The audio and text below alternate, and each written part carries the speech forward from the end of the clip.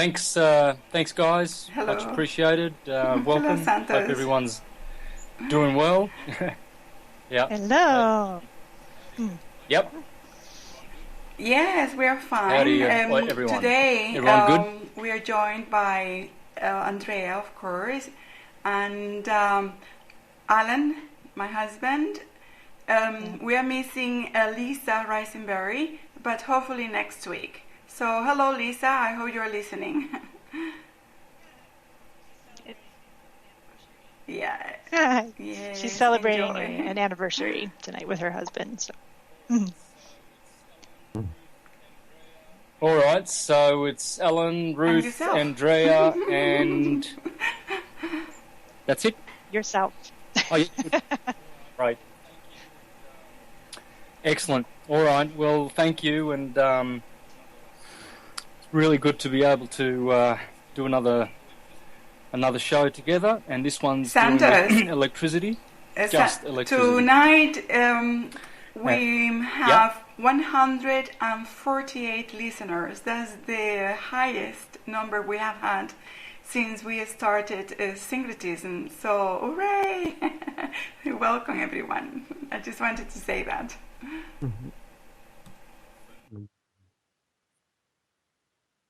Phenomenal. To get that many people from around the world to tune in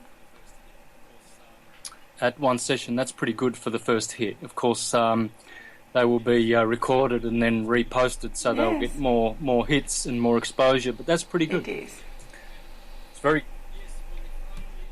Yep, and yes, well, if only the ears that are listening to this show will benefit from it, that's our job done. That's my job done.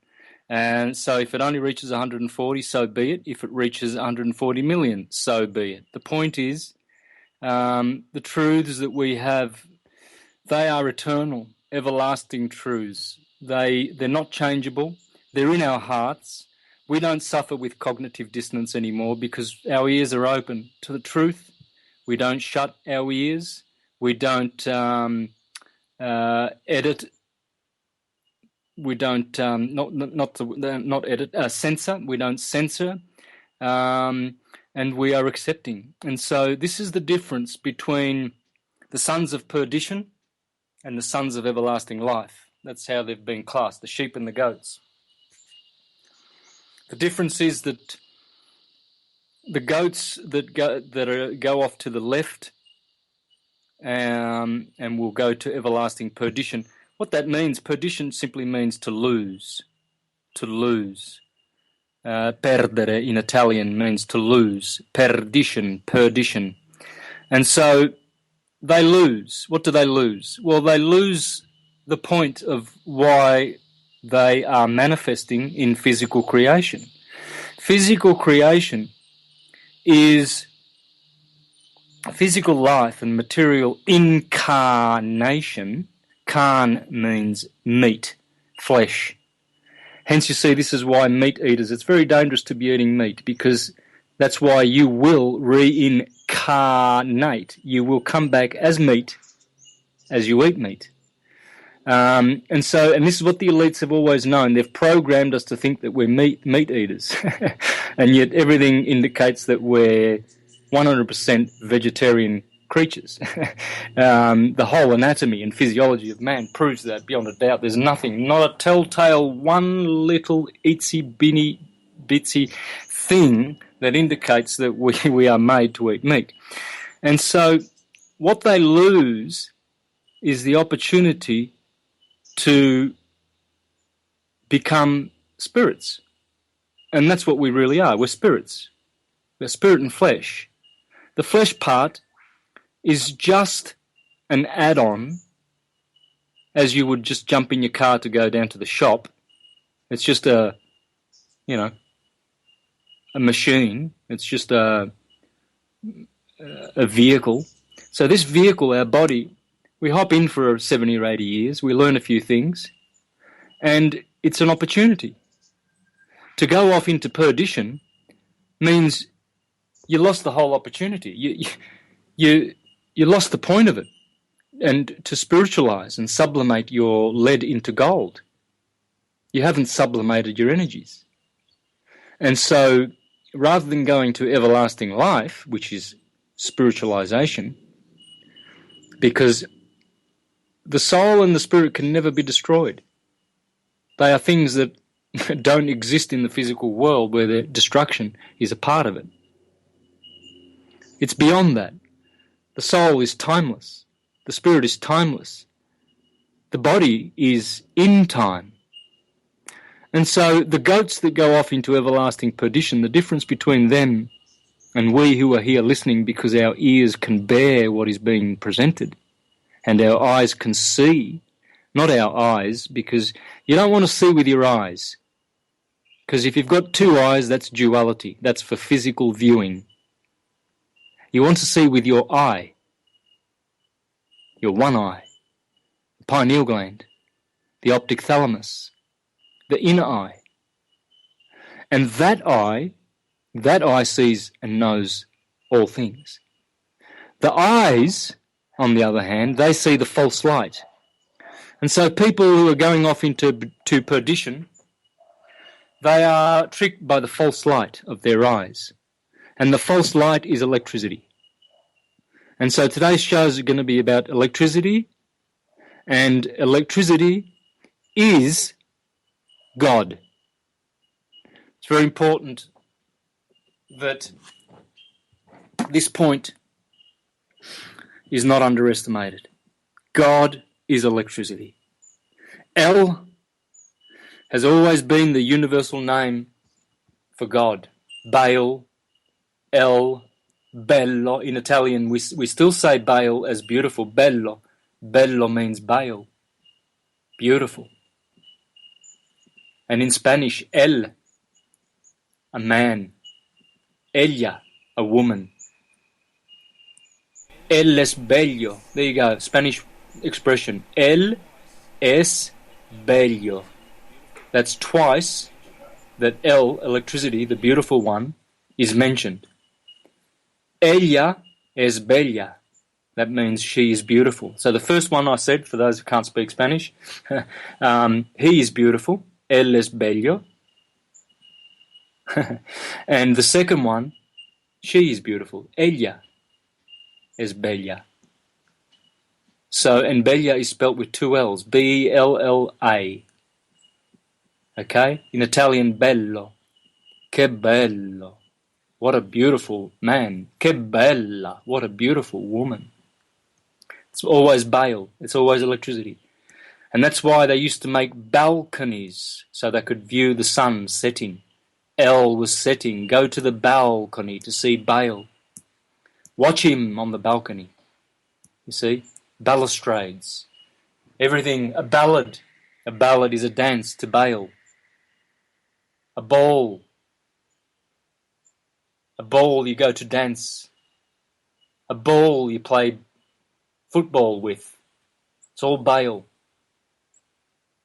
In Italian we have an expression, the balls of Apollo. The leather balls of Apollo. And it's a tongue twister. Le palle di pelle di Apollo. See? Apollo, El, Bel. It's all, Bel means beautiful, and electricity is beautiful, and Bel, the sun, the electric sun in the sky, is beautiful. Now take note, beautiful is not good. There are always two gods in theology. There's always two gods. There's Prime Creator, who is only good. Prime Creator is only good because he is one. He is magnetic white light. It's not electricity. Electricity is two, positive and negative. Magnetism has no positive or negative about it. It's just white light, still, silent, undifferentiated. Electricity is noisy and vibrational. It's noise, sound. God creates through sound. The Elohim, Jehovah, all of these creator gods, not prime creator, creator gods, they all produce through sound. Sound is cymatics. See the word cymatics? You can see tan backwards in the middle of the word sign mat, tan. Okay, that's an atomic word because atom is sound. It's the word of God, atom. And so electricity is the child, so to speak, of magnetism. The two force, which comes from the one power, is the child. The one power is the cause, and electricity is the effect. And that's the creator. It's what we call the creator, Jehovah. Jehovah is the creator. And you'll notice that the J in English sounds like a D. Jehovah, Jesus. There's always a D in that J sound. G and J. This is why God, Dio. It's either a G or a D or a T, Theos. You see? So atom, Adam, jar, you know. It's the same thing. It's electricity. That J, D, that percussive, any percussive letter, like T, D, and J and G, T, D, J. These are all electrical sounds. And T is the primary one of them all. T. And it produces electricity. Electricity. Twice the T is in there. And L, of course, will always be in there. Electricity is bell-electricity. It's beautiful. It makes the beautiful world. But in the beautiful world there is good and evil. Because electricity can't be anything but positive and negative, hot and cold, boy, girl, all of those dualisms. But what we're going to learn today is we're going to learn about God, in that we're going to learn about the three-phase electrical world that we live in. Even though it's dualistic, it has two polarities, we're going to learn about the three phases of electricity and how this Trinity, the Father and the Son and the Holy Spirit, which is electricity, which is also a duality, Jesus and Satan, Horus and Set, good and evil, God, devil, but it's also a Trinity. And that's what we're going to learn, this mystery of 2, 3, and 4. So we're going to master, through electricity today, through the subject of electricity and the ecliptic, we're going to master the numbers 1, 2, 3, and 4, because electricity does all of those numbers and more. But once you unveil the meanings of these numbers through electricity, through God, the Creator, the Demiurge, the Adamiurge, you will understand nature and lift the veil of Isis. Okay? Isis is Eve, Eve is the wave. Remove the W and you have Ave, Ave Maria. Ave Maria is Isis Mary. It's the waters of the sine wave. And so, to understand electricity, first thing you must do is get a pen and paper and draw a sine wave. Google images, go on start page and search sine wave and just do one cycle of the sine wave. That's all you need to do. One cycle of the sine wave. Eventually we're going to add the cosine, which starts at the wave amplitude. But for now, all you have to do is the sine wave, the sin of Eve. Let's learn about the sin of Eve. And later on we'll learn about Adam, her co-signer, her co-sinner. And Adam, of course, also means wave. Sorry, Santos. As I showed before. I just want to remind you that the graphic I made for tonight's show, Electricity, is available. I uploaded the image. The friends can find it quite easily. I don't know if you're going to need the graphic as you talk.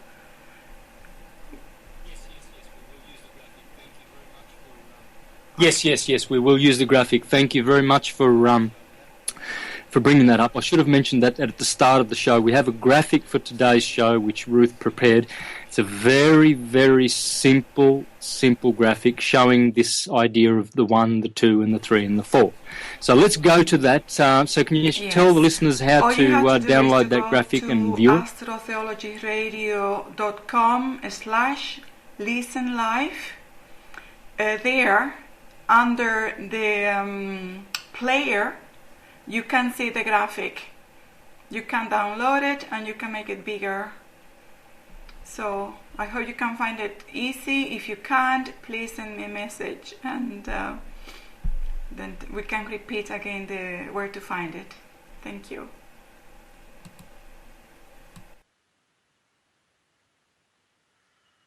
Yeah, thanks. And I think you posted it on my Facebook page too. So if you go to Universal Truth School Facebook page, it's there. Yesterday it was posted, or the day before. So it's only a simple graphic. It's the sine wave. That's all it is. Okay, that's all we're doing. Walter Russell said, "The secret of creation lies in the wave." Eve. She is everywhere. She is everything. Every is Eve. Forever. You'll find Eve hiding in many, many words, guys. In fact, what I'm going to do is I'm going to take a little detour and give you some Eve words. You might want to have pen and paper. I'll try and go slow. But let's have a look at some Eve words, shall we? These are all Eve words. This is where you'll find Eve in the English language. Avatar, navy, wave, have, save, grave, level, even, Stephen, 7, Shiva, 11, every, never, reveal, Eve, as in the eave of the house, the guttering, the eaves, Evan, which is the male equivalent for Eve. Usually people say Eve and Steve, but it's not. It's Eve and Evan. Event. Ave, Ave Maria. Heave. Weave. Heaven. Haven. Heavy. Honey. Leave. Grieve, relieve, dove, Devi. Devi is the girl name, the Greek, the goddess. Devil, evil, veil, vibe, verb, David, divide, dive, diva, D-I-V-A, Deva, D-E-V-A, Devaki, who is the consort of Vishnu, I think, or Saraswati is Brahma's girl, Radhayani is Krishna's. I think Devaki might be Vishnu. Anyway, Devaki, Elvis, Avis, Apis, as in the bull. This is all Eve words. These are all Eve words. Abyss, Abel, the son of Eve, which in Hebrew is Hevel. Abel is spelt Hevel, H-E-V-E-L. You see there the word level, Eve, it's all there. Live, liver, love, Eve is the loving mother. Lava, jive, drive, grove, groove, gravy, gravity, levity, trove, move, curve, ivy, ewe, as in the female sheep. That's where it comes from, because Adam is the ram and Eve is the ewe. That's the start of all of these words, is ram and ewe. Okay? Harvey, savvy, because she's Sophia. She's savvy. Over, ovaries, rove, rave, ravi, ravel, revel, reveal, river.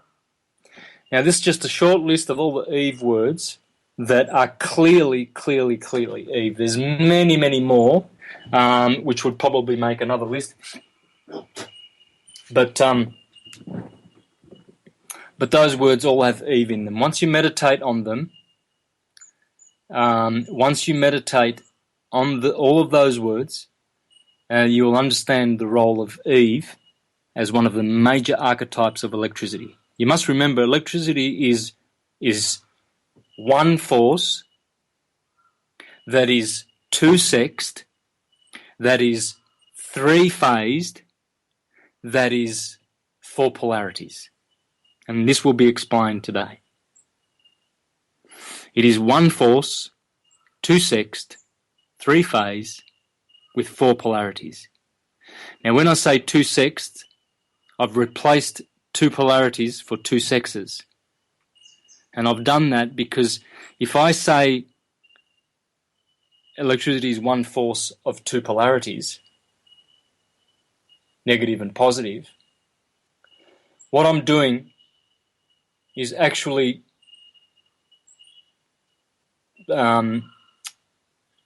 just perpetrating the ignorance of electricity that we have, because there are truly four polarities.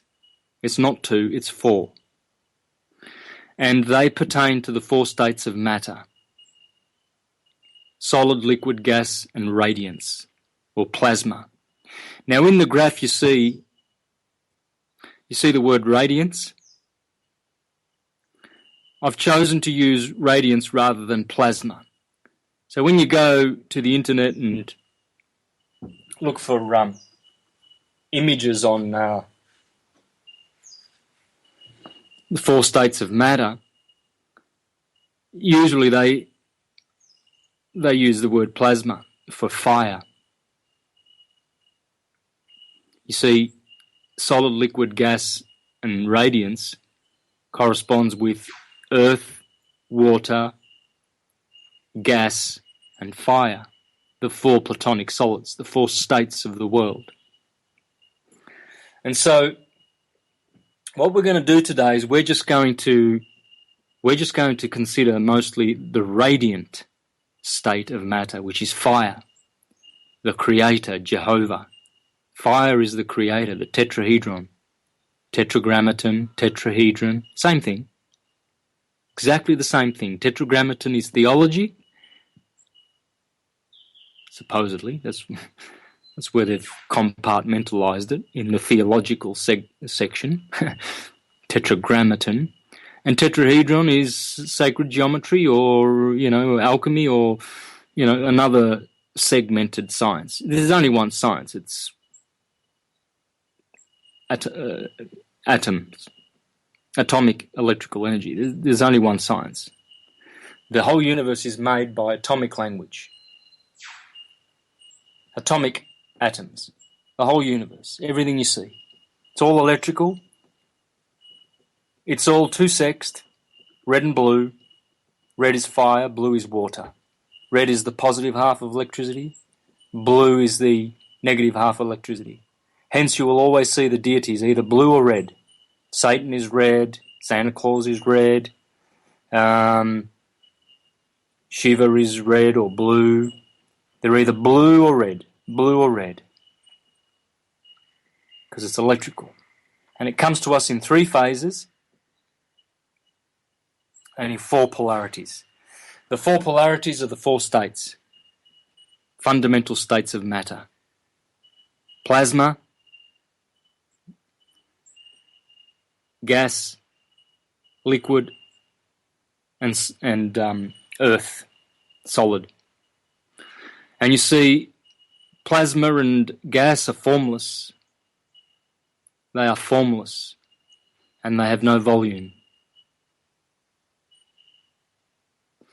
Whereas liquid has volume, but no form. And solid has form and volume and rigidity. And electricity is the force that creates these 4 polarities. They are 4 poles.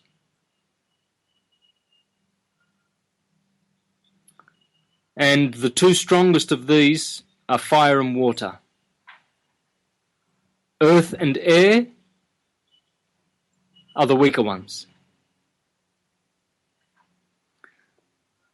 And this is why when you look at the yin and yang symbol, you will see black and white.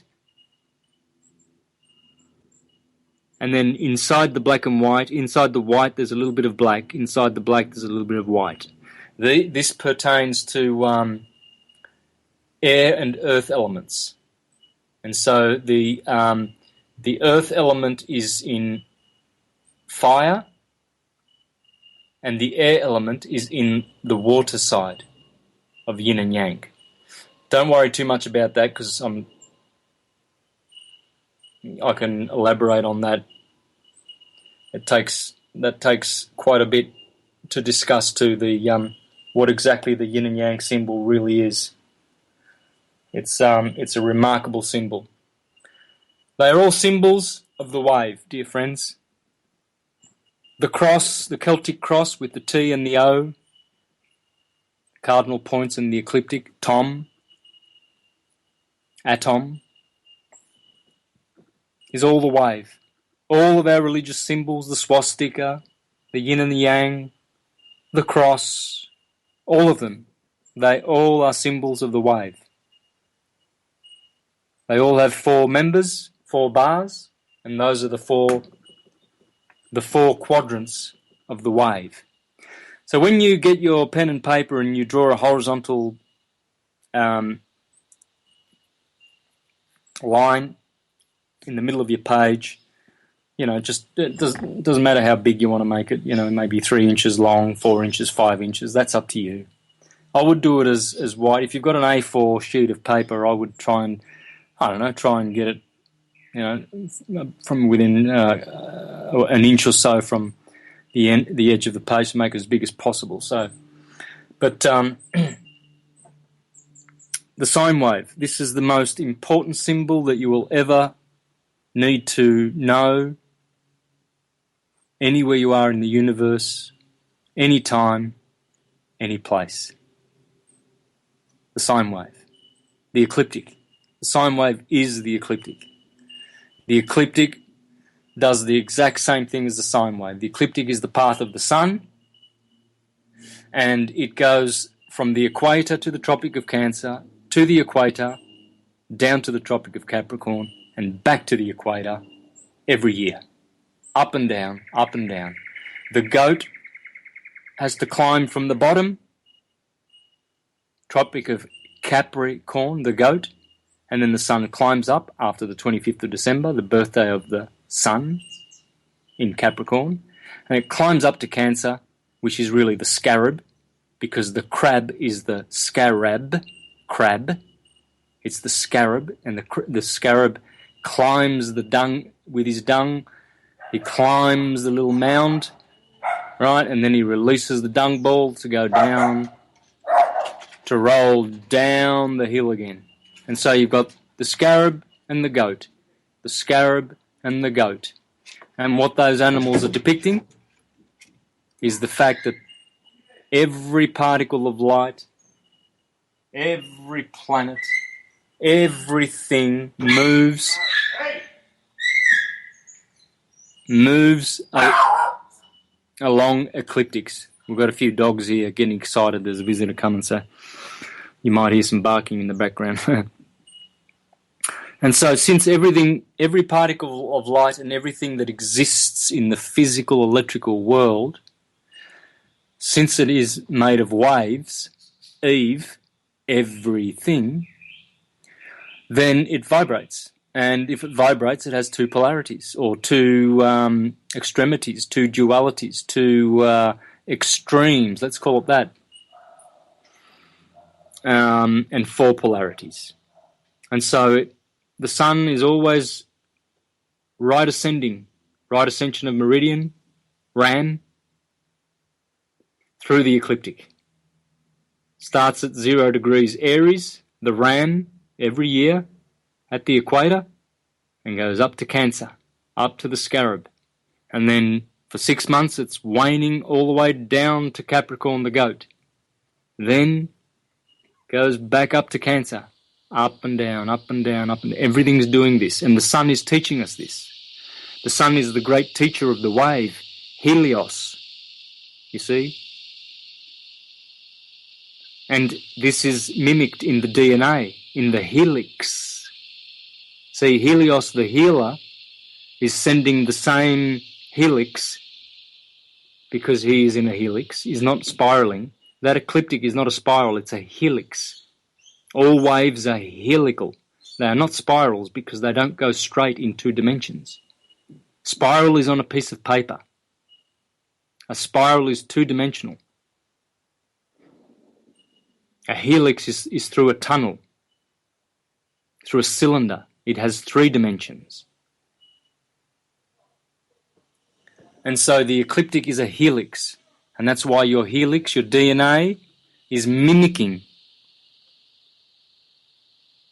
the sun on the ecliptic, because the DNA is electricity. And everything is electrical, as above, so below. What the sun is doing, the DNA is doing, the helix. That's why you have adenines, Aden, thymines, Tom, thymus, Thomas, guanines, and cytosines, Aries, Taurus, Gemini, Cancer, ATGC, adenine, thymine, guanine, cytosine. Because as the sun goes through the signs, so the helix goes through the DNA. DNA is an anagram for Dan, Adan. It's also an anagram for DNA, which is what we're made of. It's also an anagram for and, which is andros, the man. Andrew, manly. Andrea, it's the man. And it's the sun. The sun is what makes the man. As Walter Russell said, all things that exist in the solar system, all things come from the centre of the sun, from the still, white, magnetic, centering light in the heart of the sun. This is why Jesus says, I will bring you with me to God. No one goes to the Father except through me, because Jesus is the Son. And to be spiritualized means to go through the sun back to cause. There's no way out of you except through the sun. And this is why it is truly, truly important that we cleanse our temples and get ready for what's coming, to be spiritualized and sublimated and transformed and to ascend in consciousness, to be ready. Very important. It's truly, truly the most important thing to do. Let's not waste this opportunity. So once we've had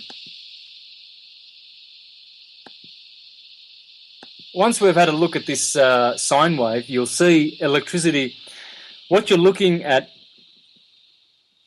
in this graphic that we've prepared is you're looking at the 3 positions along the ecliptic where positive radiance occurs.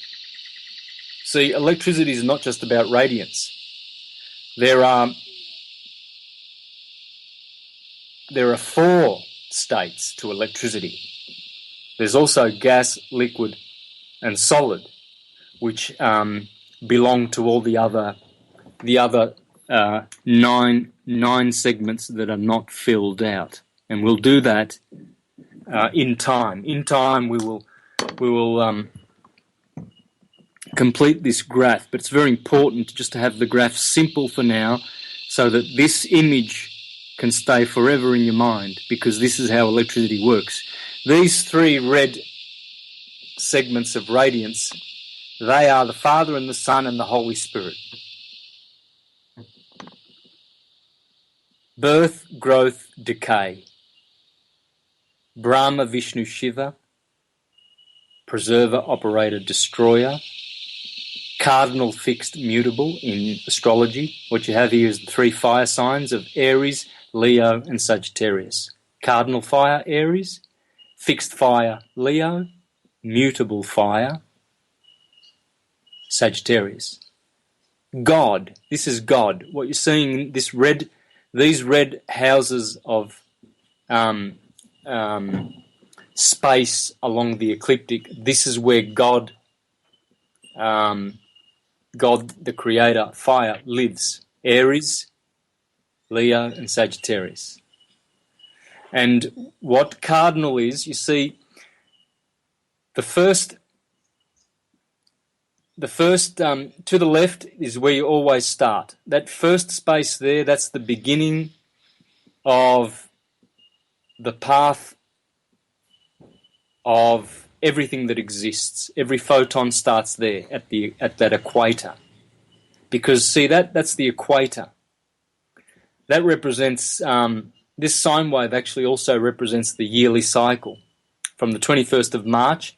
So you always start the 21st of March at the left of the sine wave, okay? Perhaps what we should do is actually go back to your drawing of the sine wave. Once you do the sine wave, it's important to do this. So you've got a sine wave now, you've got 2 halves. Okay? Next thing you do is you divide it into 4 quadrants of 90 degrees. That's the next thing you do. Then there's either 2 things you can do from that point. Okay? You can jump to 8 or you can jump to 12. Today we're not going to go to 8. We're going to go to 12. So the next thing you do with your graph is you divide it into 12 30-degree pies, slices of a pie. This is very important because electricity is 12. It's 1, 2, 3, 4, and 12. 12 is the complete number of electrical force. Electricity does 12 things. Light does 12 things. Hercules does 12 things. Jesus does 12 labours. Jason and his 12 voyages. Everything is 12 because the sine wave must be divided in 12 if you wish to understand the sine wave. If you don't want to understand the sine wave, well, you won't even bother even looking at it. But if you do, divide it into 12. And that's how you will understand the 3-phase, 4-polarity universe we live in. Okay? The 3 phases, electricity manifests this world of form by birth, growth and decay through God, generation, operation and destruction. Brahma, Vishnu, Shiva, creator, preserver, destroyer. Everything in the universe has these 3 conditions. Everything is born, everything does stuff in the middle, work hard, make love, drink wine, eat good food, and then at the end, dissolution. The body is dissolved back into the dust from which it came. And so we see this. We see spirits manifesting into the flesh. You see, we come from a womb. From the spirit world we came,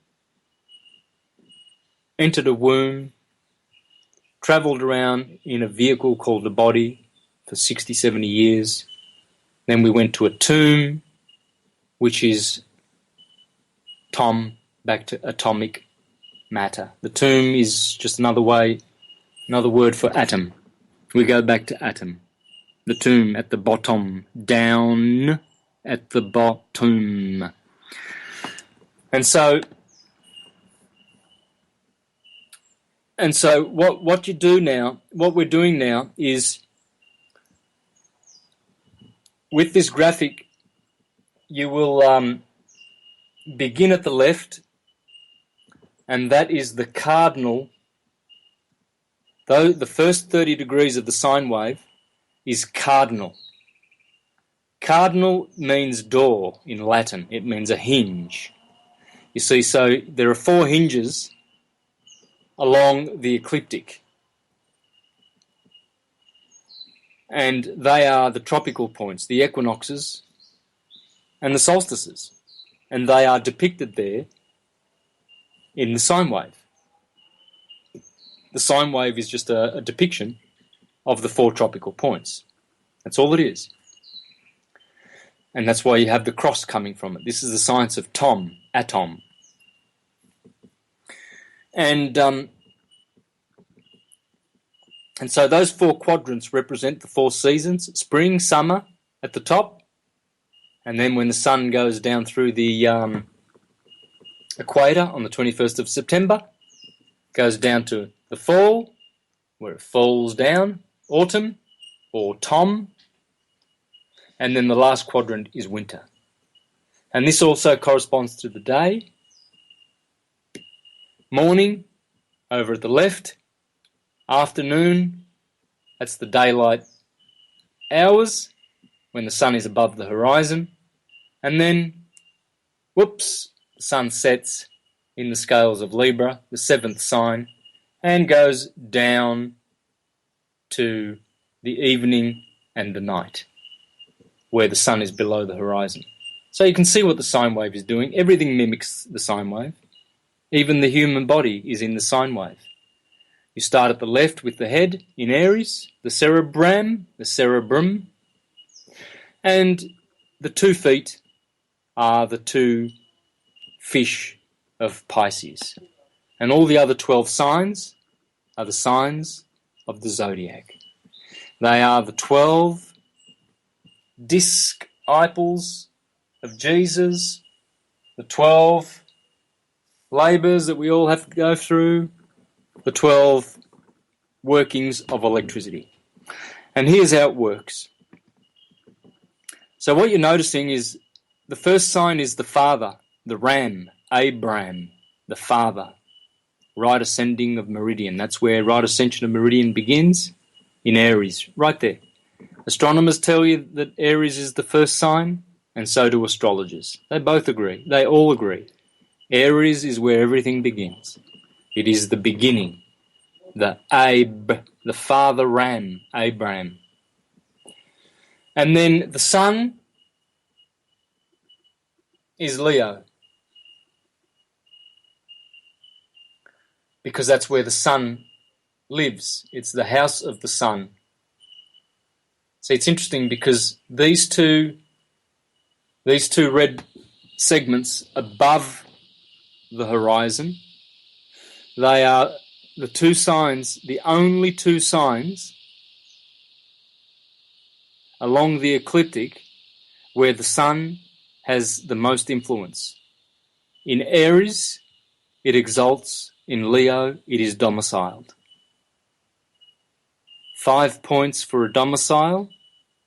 In astrology, that when the planet is in its home, it's very, very strong. So if you're born in between July 22nd and August 22nd, and you are a Leo, you have 5 points of essential dignity, because the sun is where it wants to be, in Leo. Okay? And Leo and in Aries it exalts, therefore you get 4 points. And exaltation is equally as important, but it has a different point system. Okay? And so if you're Arian, like myself, you already have 4 points of essential dignity in your chart, which is a good thing. Essential dignity is a good thing to look for in the chart, to see planets domiciled. So you see radiance, Ra, which I've chosen in place of plasma, is the correct word. And you'll notice that these are fire signs in astrology. Fire is electricity. It's all electricity, but fire is the positive part of electricity. There's also a negative, a neutral, and a transitory. These are the 4 polarities of electricity: positive, negative, neutral, and transitory. And the positive starts at the first quadrant of the ecliptic. Negative starts at the Tropic of Cancer.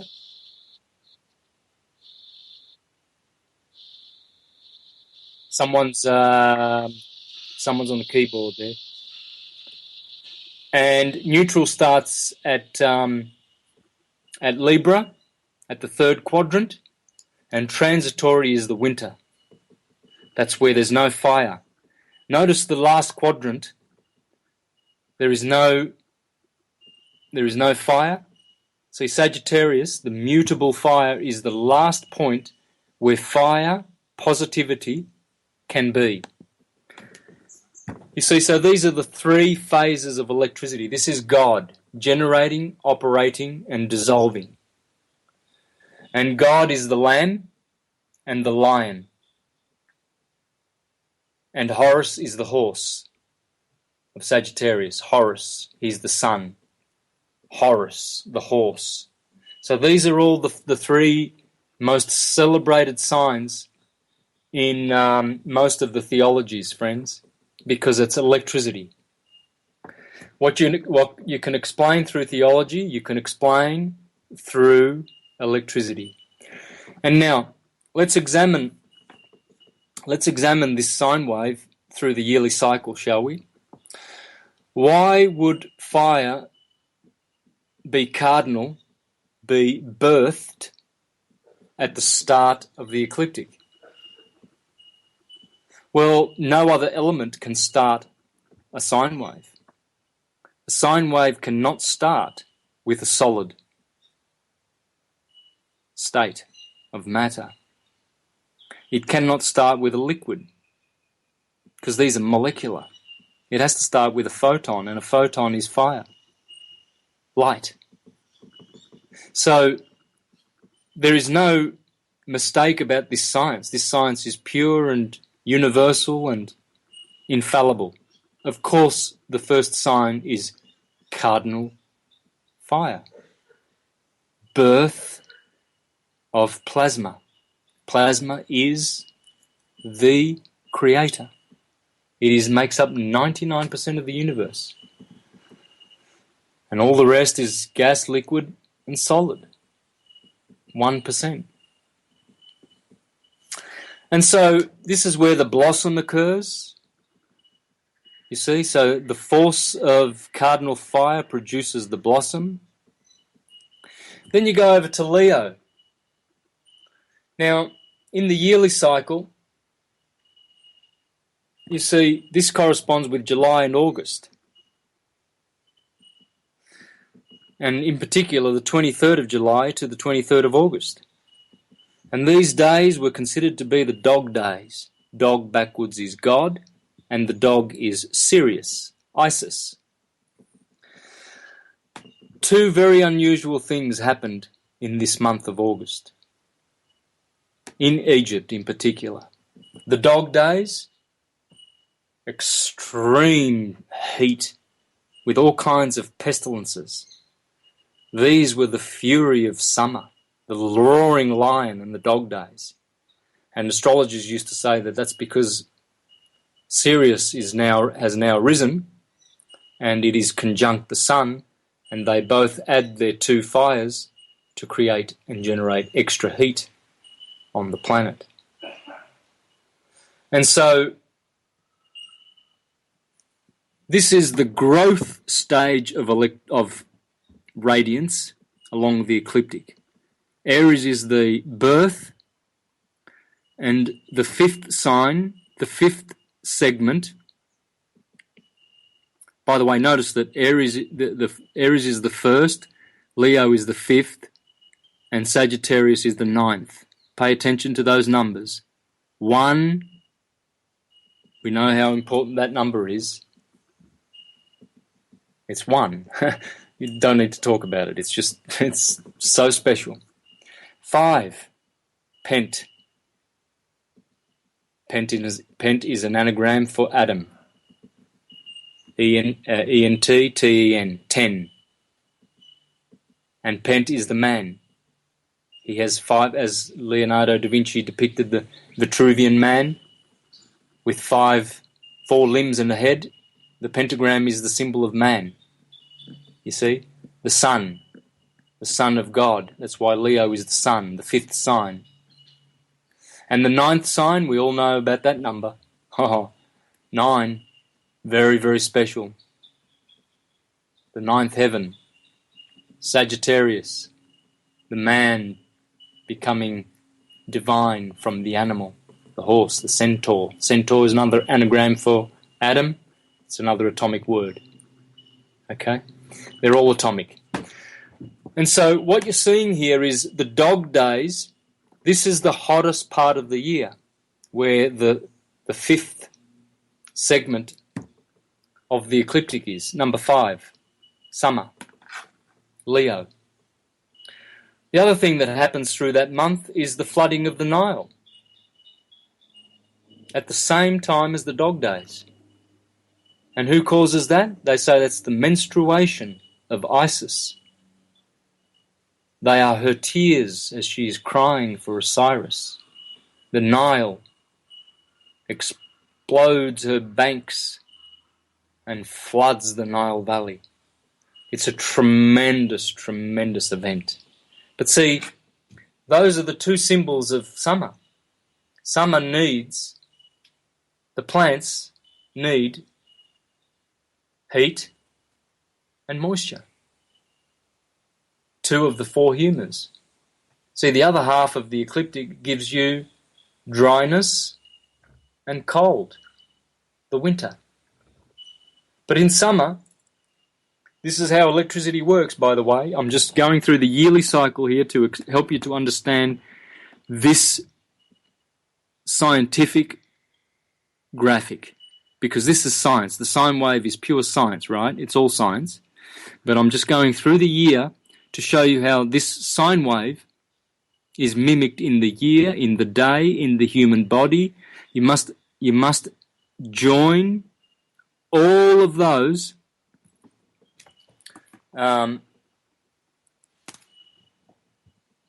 elements syncretically to be able to understand God, electricity.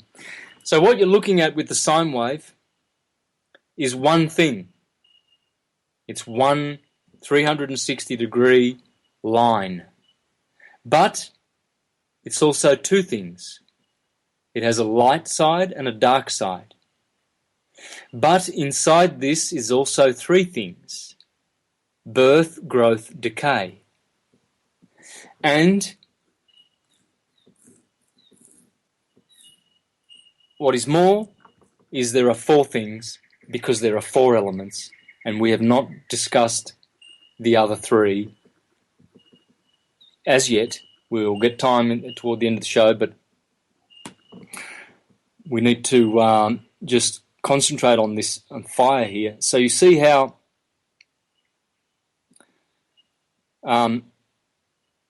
above the horizon of the sine wave there are 2 fire signs, and they are the strongest of the fire signs, cardinal and fixed, Aries and Leo, because they are both birth and growth. Sagittarius, which is mutable, which is the dissolution stage of fire, because it's mutating. You see, mutable means mutate, because you see, Sagittarius is the last month of autumn, and it's mutating into winter. So all the mutable signs, they are the last signs at the end of every season. Gemini is the end of spring. Virgo is the end of Leo. Sagittarius the end of autumn. And Pisces is the end of winter. They always finish with mutable signs, and they always begin with cardinal signs, and they always have a fixed middle, which is fixed. And so when you meditate on this sine wave, you will understand how it is that electricity works. This is only one of the elements, one of the states of the 4 states of matter. But what you're seeing is its 3 phases. And Earth has its 3 phases: Taurus, Virgo, and Capricorn. Air, Gemini, Libra, and Aquarius. And water, Cancer, Scorpio, and Pisces. They all have their 3 modalities. Every element has 3 modalities: cardinal, fixed, mutable. And so this is the science of electricity. 3 phases, 4 states. Electricity is in 3 phases, and it produces 4 states of matter. And basically, that's it. From there, we build our story of electricity.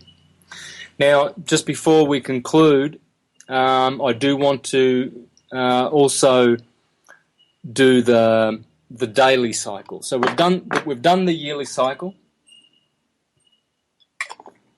and we can see how the yearly ecliptic coincides with the graphic here of electrical force, because Aries is the radiance of cardinal fire, and it brings the blossom, and it starts the seeds growing every year.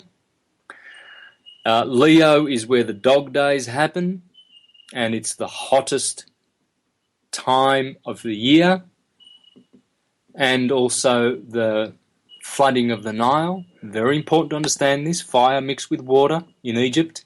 Egypt is the mother of the world, and Egypt is where all this science has been perfected. And then Sagittarius down below, mutable fire, is Sagittarius happens to be in the neutral part of the ecliptic. The first part of the ecliptic is positive. The first quadrant is positive. The second quadrant from the Tropic of Cancer, 21st of June to the 21st of September, is negative. So positive and negative are above the horizon. Below the horizon, starting with Libra, is the neutral part of the ecliptic. And then the winter, the last quadrant, is transitory. Winter is where fire gets its time to change. You see, Sagittarius was the snuffing of the fire along the ecliptic. No more heat, no more warmth. It will be a cold winter from now on. And that is the moment where fire takes a rest in the winter. And it's transitory. It changes. And then it's reborn at the equinox, March the 21st. And it becomes positive fire. Why positive? Well, because the sun now is producing longer days and shorter nights on the ecliptic. And this is positive energy, what's called positive radiant energy. So that is the year, and you can see clearly now how the 3 phases of each state. This is the 3 phases of the plasma stage along the electrical ecliptic. This is how electricity is produced, the positive part of electricity, in its 3 phases. And what you will see when you compare the yearly part, how it corresponds so perfectly, the daily also does. You see, over at the left of your sine wave is always 6 a.m. 6 a.m. And this is the radiant cardinal part of the day. You see all the animals and all the birds fluttering around. It's morning.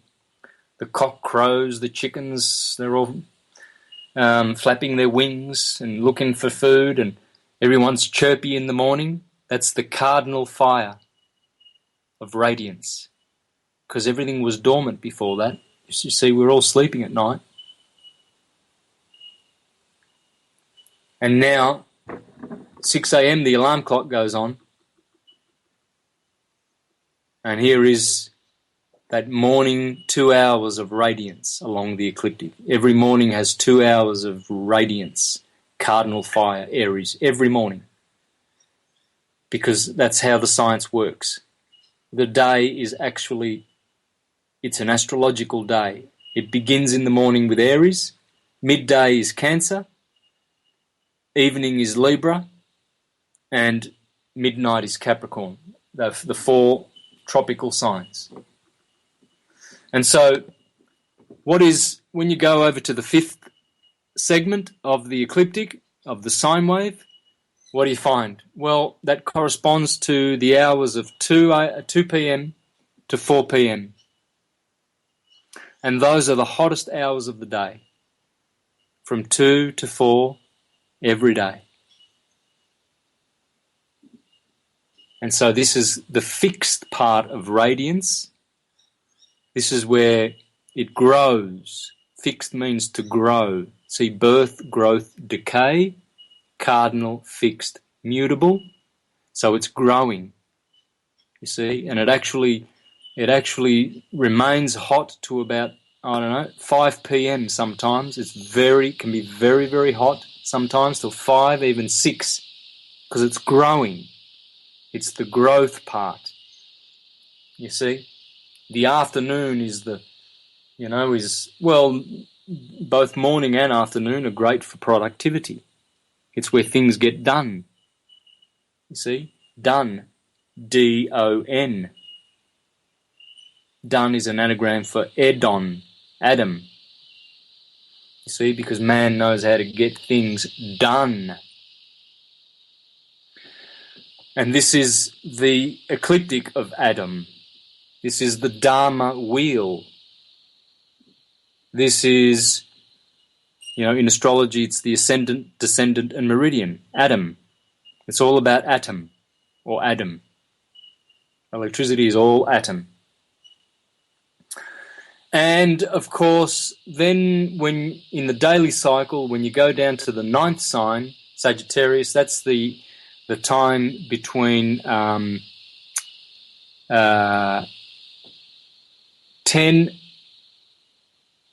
p.m. and midnight. And, of course, midnight would be definitely the marking point that you would say every day where night really becomes night, even though it's morning, if you know what I mean. It's the early hours of the morning, right? But it is midnight, okay? So it's midnight, 12 o'clock. And so you can see now how fire, radiance, is totally snuffed out at that point of midnight. And that's the sign of Sagittarius. Sagittarius always occupies 10 to midnight. And you see the arrow of the horse is pointing to that midnight, or in the yearly cycle, to the 21st of December. St. Thomas Day, the last day of Sagittarius, the last day of autumn, the last day of radiance, which corresponds to 10 to 12 in the night. And so, guys, what you're seeing here is how, if you look at this graphic now, you'll understand it a lot better. The top half has 2 radiant 30-degree pies in it, you see? And the top half is the daytime, and the summer, spring and summer, in the daily and the yearly cycles. So of course they're going to be there. If you found that there were 2 fire signs below the horizon, then you know that this science is backward and it was made up by someone and it doesn't work.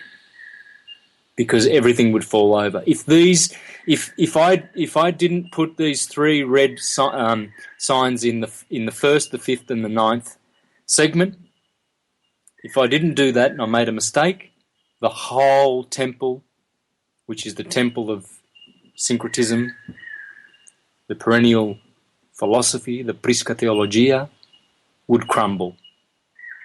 It would all crumble. If I got one detail wrong of this science, the whole thing would just fall over in a heap. But you can't. You just cannot. Nothing at all. Nothing at all goes wrong in this science. Pay attention to the word radiance. Can you see Diane in that word? Ra and Diane. Dia, D-I-A. Diane, the goddess Diane. Right? Can you see Adan, A-D-A-N, Adan, Spanish word for Adam, and Dan is the Japanese word for man, Dansei. You see? Andrew, D-A-N, DNA. You see, and of course, Adam was made dormant, put in a trance, T-A-N, dorm. We're all dormant, and the dead shall rise, because we're in a sleeping state. Now he was made dormant so that God could get a rib to make Eve. Well, that would be deoxyribonucleic acid, DNA. See, the ribbon in deoxyribonucleic acid is the ribbon of the 2 strands of DNA. And that's what the sun is doing on the ecliptic. So you see, radiance is the right word here for philosophers. So I'm going to use, rather than plasma, I can use fire or radiance, but, because of coming from a philosophical point of view, I prefer radiance. And that's Ra, right ascension. And Diana, Diane, and Dio, and Adan, it's all there in the word radiance, friends. And so what you notice now, when you look at this graphic, you'll understand it much, much better, because what you'll see now is the 2 radiant signs of cardinal fire and fixed fire are above the horizon, where daytime happens, where spring and summer happen, and the 1 weak fire sign, Sagittarius, which is mutable and neutral, it is down below. It's the only representation of radiance below the ecliptic. It's the only representation of fire under the horizon of the ecliptic, or the second half of the sine wave. There's only that little bit, and it's very important to note where it's positioned. It does not enter the 4th quadrant. Fire is transitory in the 4th quadrant. It is positive in the 1st. It is negative in the 2nd. It is neutral in the 3rd quadrant. And it is transitory in the 4th quadrant. Next week, we're going to have graphics, 3 more graphics for the other elements. And the other elements will be, we'll do them all next week. How would you do it? You would do blue for water, Cancer, Scorpio, and Pisces. We could do, let's say, brown for Earth, Taurus. Anyway, they'll be color-coded, but they will have their element in them. So they will have gas, because we're going to do this scientifically, guys. These graphics are just going to be science. I'm not going to put any astrology in here because I'm still probably gullible enough and dumb enough to want to reach out to the people who are spooked out by astrology and try to make my material accessible to the many. I don't know whether I'm a fool in doing so or whether I should just, speak to the ones with ears to hear and eyes to see, like the listeners on here today. But, hey, I've always tried to, save the ignorant masses by trying to keep things, neutral and scientific and try to be able to find a common ground with them to be able to show them, the true science. And so what we'll have in the next 3 graphics is we will have the other 3 phases of the other 3 elements, gas, liquid, and solid. So we're going to call them radiance, gas, liquid, and solid, for the very reason that we're not going to use the Platonic, far more esoteric and spooky expressions of fire, air, water, and earth. Very scary for churchgoers. Oh, that's from the devil, those elements, or they're from Plato. Who was he? He wasn't Jesus. We only listen to Jesus. Funny about that, because Jesus never wrote anything. So how can they listen to Jesus? What? Can they hear him speaking still? Is he still speaking? Or are they reading the gospel? Because the gospel is just a myth. It's hearsay, written by, Matthew, Mark, Luke, Thomas, Matthias, all these gospels. It's a literary character. So basically, guys, that's it for today's show. And because I don't want to elaborate more on this simple graphic until we do the other 4 graphics, 3 graphics, and what we're going to do is we're going to see the workings of electricity. So I suppose this should be part 1. But we're having questions, don't we, Santos? Thanks. Okay. Well, wow, wonderful. Yeah. Thank you. Please, Santos, continue doing those presentations the way that you deliver them. There are many of us that, although we might not understand straight away, but we have the ears to hear, the eyes to see, at least the intent, the desire to know the science.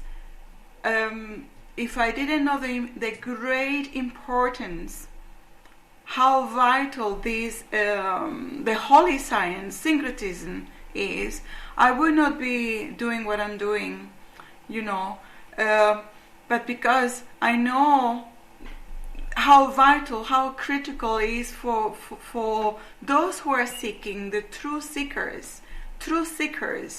That's why, I'm assisting humanity, because it's not just you helping you, but it's humanity as a whole. So it's wonderful. We are blessed. I'm blessed to have access to this knowledge. Oh my God! Sometimes do we really realize how lucky we are? We are blessed, friends. We are. Yeah. So agreed. The platform is Absolutely. yours, Andrea and Alan. Is Alan my husband? Are you there, Alan? Okay, I thought you fell asleep. I'm still here. Nice to hear you. Good. No, I was The absorbed. platform is all yours.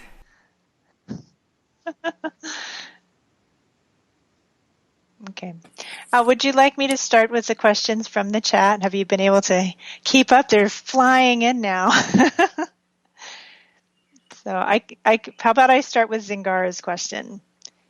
She has a question about Santos, the number 69 of Cancer, the symbol for Cancer. Does that mean it takes 69 days to go 90 degrees from Aries to Cancer?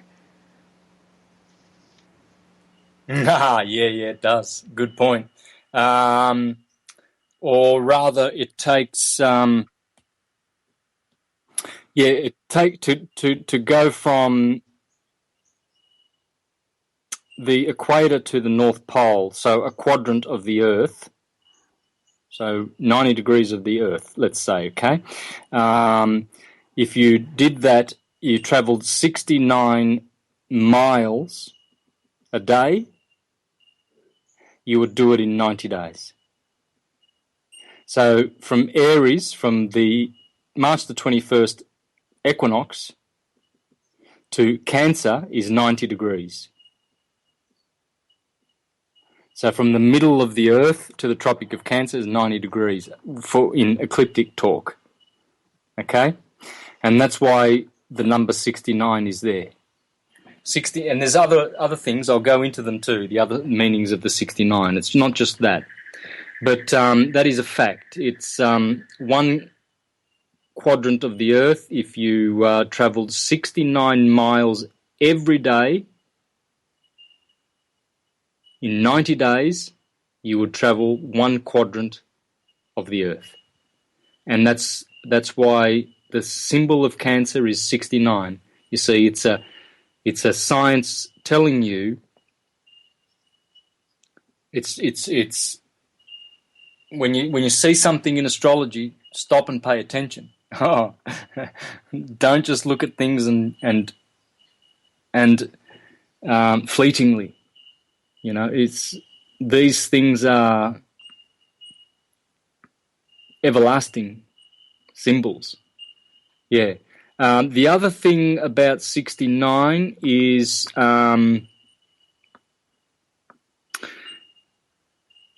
6 and 9 are the numbers of the moon and the sun. So there's a sort of a gamos, which means marriage, as in, you know,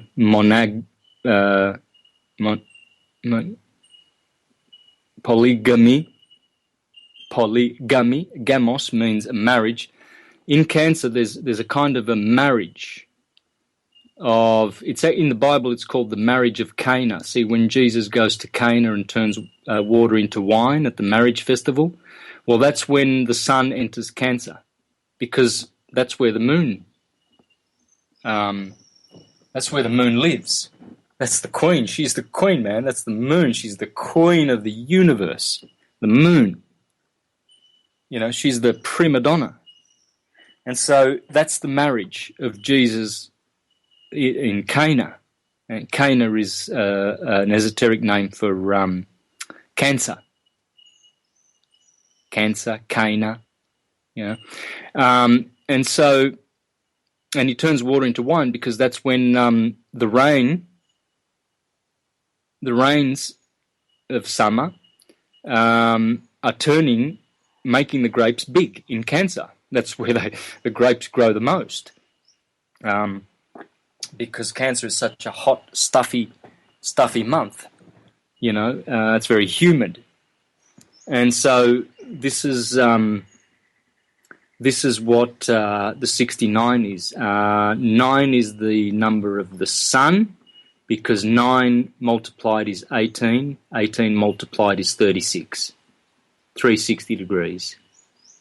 The number of the sun is 36. The number of the sun is 18. And hence you'll always see this number 18. Krishna's number is 1008. A processional number is 108.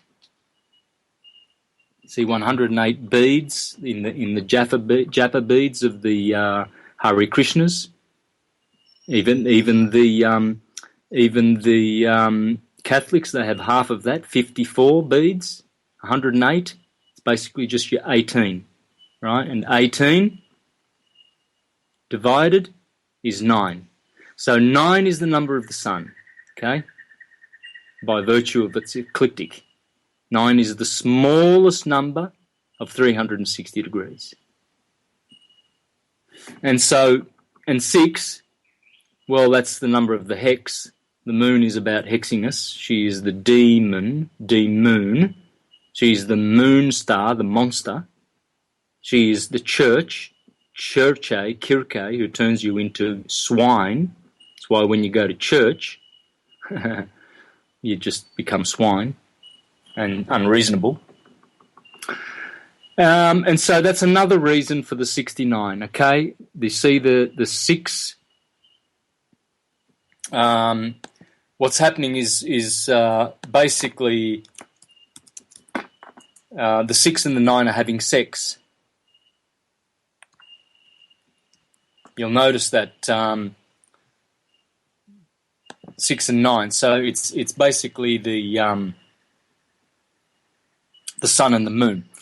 Now there's another couple of things having to do with the 69, and right now I can't think of them. That's for Zingara. Zingara means gypsy, by the way, so I like that name.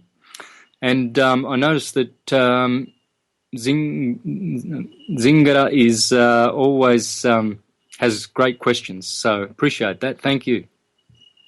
If I remember the other few things that Cancer, the 69 of Cancer means, so there is a scientific reason for it, right? 69 miles per degree for a quadrant. Any quadrant. No, actually not any quadrant, because the Earth is oblate. It's an oblate sphere. It is not prolate, it is oblate. So it's wider at the equator. So not all quadrants of the Earth are equal, not perfectly equal anyway. So it would vary, but the average is, it's 69 miles per degree is the distance around the Earth.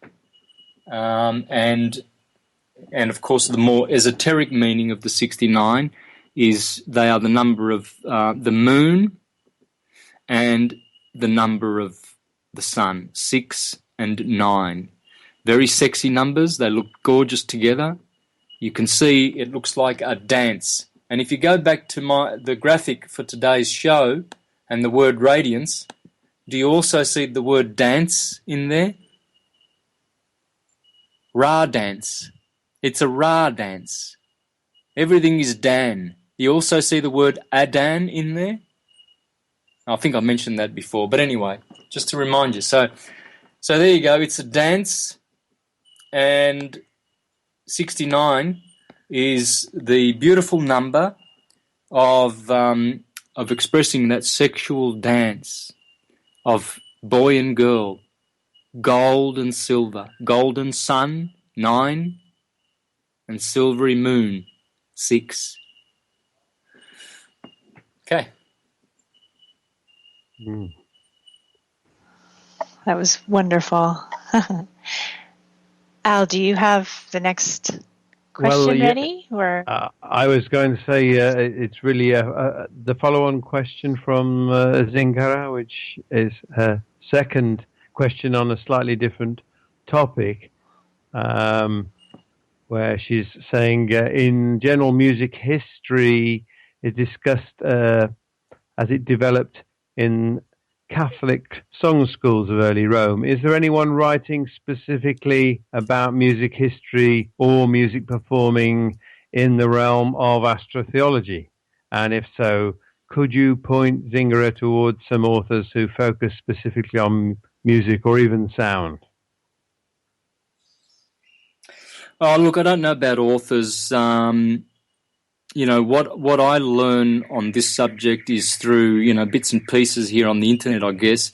We're lucky to have the internet. I think that's the best way to search now. But as for authors, not really. Look, the best book you can ever get about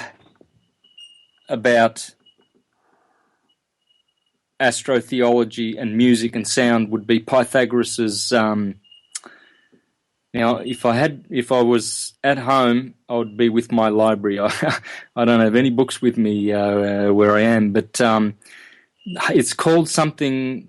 It has the word harmonics in it. I know that, and it was written by one of the Neoplatonic philosophers. Let me see if I can find it. I'll do a quick search. Pythagoras. In Greek, Pythagoras.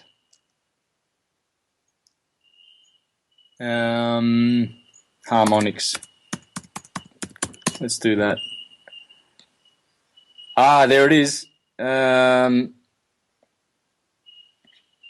I'm trying to find out if I do remember Zingara. It was another very, very famous philosopher too of that period, not long after Pythagoras, who wrote about the harmonics and that. But that would be the best place to go. There's a stunning book showing how the correspondences between the planets, the musical notes, the colours of the rainbow. It shows that they had this wisdom, In Alexandria, for instance, Alexandria was all about syncretism. The Hellenistic period was all about syncretism. The Greek empire, which was just a culture, really. The Greek culture was totally, totally unique and different to the rest of the empires. And in particular, I'm speaking about Egypt, Medo-Persia, Babylon, and Rome, because those are where all the children of Israel have been,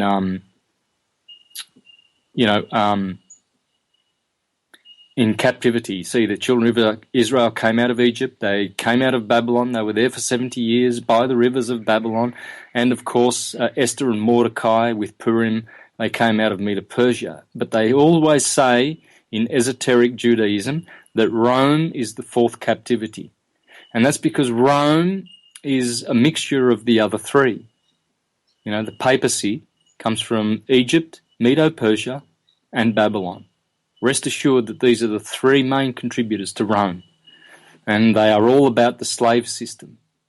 Not that these countries are evil, it's just that evil infiltrators have made it that way. Egypt also had beautiful science, but it did fall into darkness.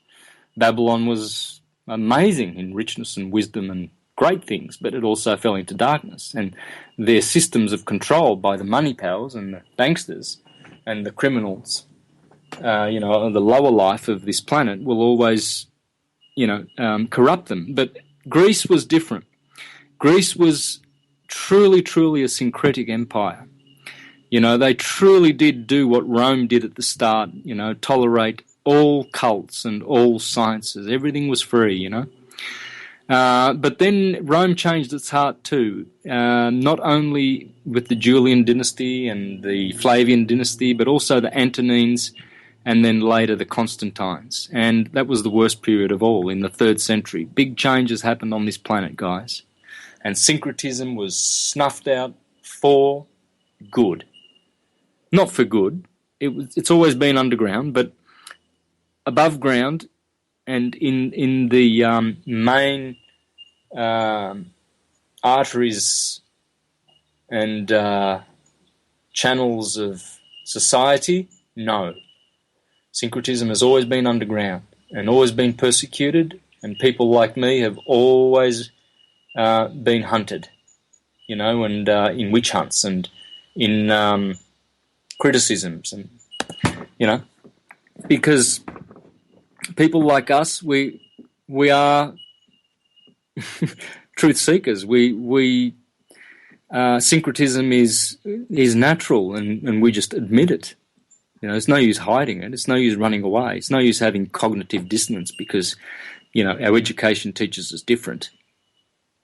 There's no use bothering with that, man. All those people, those cops and officers and politicians, they've all got cognitive dissonance. They're all hiding and running away from the truth. They're all liars. They have to tell lies and take pills and medication to, smother the reality out, because they're just liars and they love the lie. It suits them, it's convenient. And it's convenient because that's how they get things. That's how they get all that paper money, you see, the root of all evil. Because it's not real money. it's certificates of IOU, and it's debt, and it's usury, and it's debt slavery. But the point, I got off the track there, sorry, guys, is that syncretism was around in Alexandria, and then Theodosius in 394 set the Christians onto Hypatia, and they murdered her and skinned her alive and everything, and scraped the flesh off her bones. Stole all the books. They tell you that they burned the library at Alexandria. They stole them and took them to Rome at the Vatican, in the libraries there. You don't burn books. You never do that. And, you know, no matter how stupid Julius Caesar might have been, or any of the other creeps, Theodosius, the emperor at the time, who killed Hypatia and snuffed out syncretism, he was a Constantine.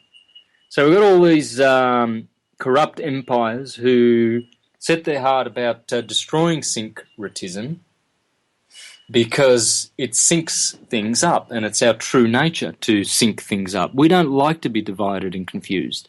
There's nothing pleasing about confusion. Nothing. It's distortion of reality. And so divide and conquer, it just can't work forever.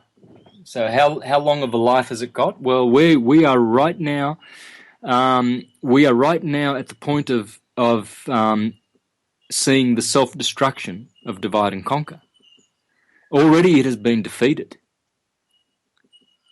It has been defeated. Rest assured, the New World Order, the Old World Order, whatever the crap they think they're doing out there, manipulating mankind, the elites of this planet, they have been defeated. What remains is the destruction of their empire. And it will self-destruct. But the defeat has taken place, guys. And really that was started in 2012, at the end of 2012. Which, by the way, was 50 years after 1962, and 50 years is a cusp period for a zodiacal sign to transition. So Aquarius began on February the 4th. I'll tell you exactly when Aquarius began. If you go to an astrological site to do the chart, go to February 4th, 1962. And what you'll see there is you'll see the seven visible planets, all seven, Saturn, Jupiter, Mars, Sun, Venus, Mercury, Moon, all of them in Aquarius. Now, this just doesn't happen, guys. All the seven visible planets, this is, not including Uranus, Neptune, and Pluto, the ones that you can see with your eyes, the 7 days of the weeks, Sun day, Moon day, Saturn day, all of those planets were all in the sign of Aquarius on the 4th and the 5th of February in 1962, ushering in the 50-year cusp when Pisces began, the beginning of the end of Pisces and the start of the beginning of Aquarius. 50 years later, on 21st of December 2012, Pisces was snuffed out and Aquarius began. And no cusp energy. For 50 years, we have been in a confusion of cusp. That's why this last 50 years has been the most hellish on the planet. Okay? That is why. Because transitory periods are hellish. Or they can be. They can be good too, But this one was the Iron Age transitory period, so you can only expect bad things.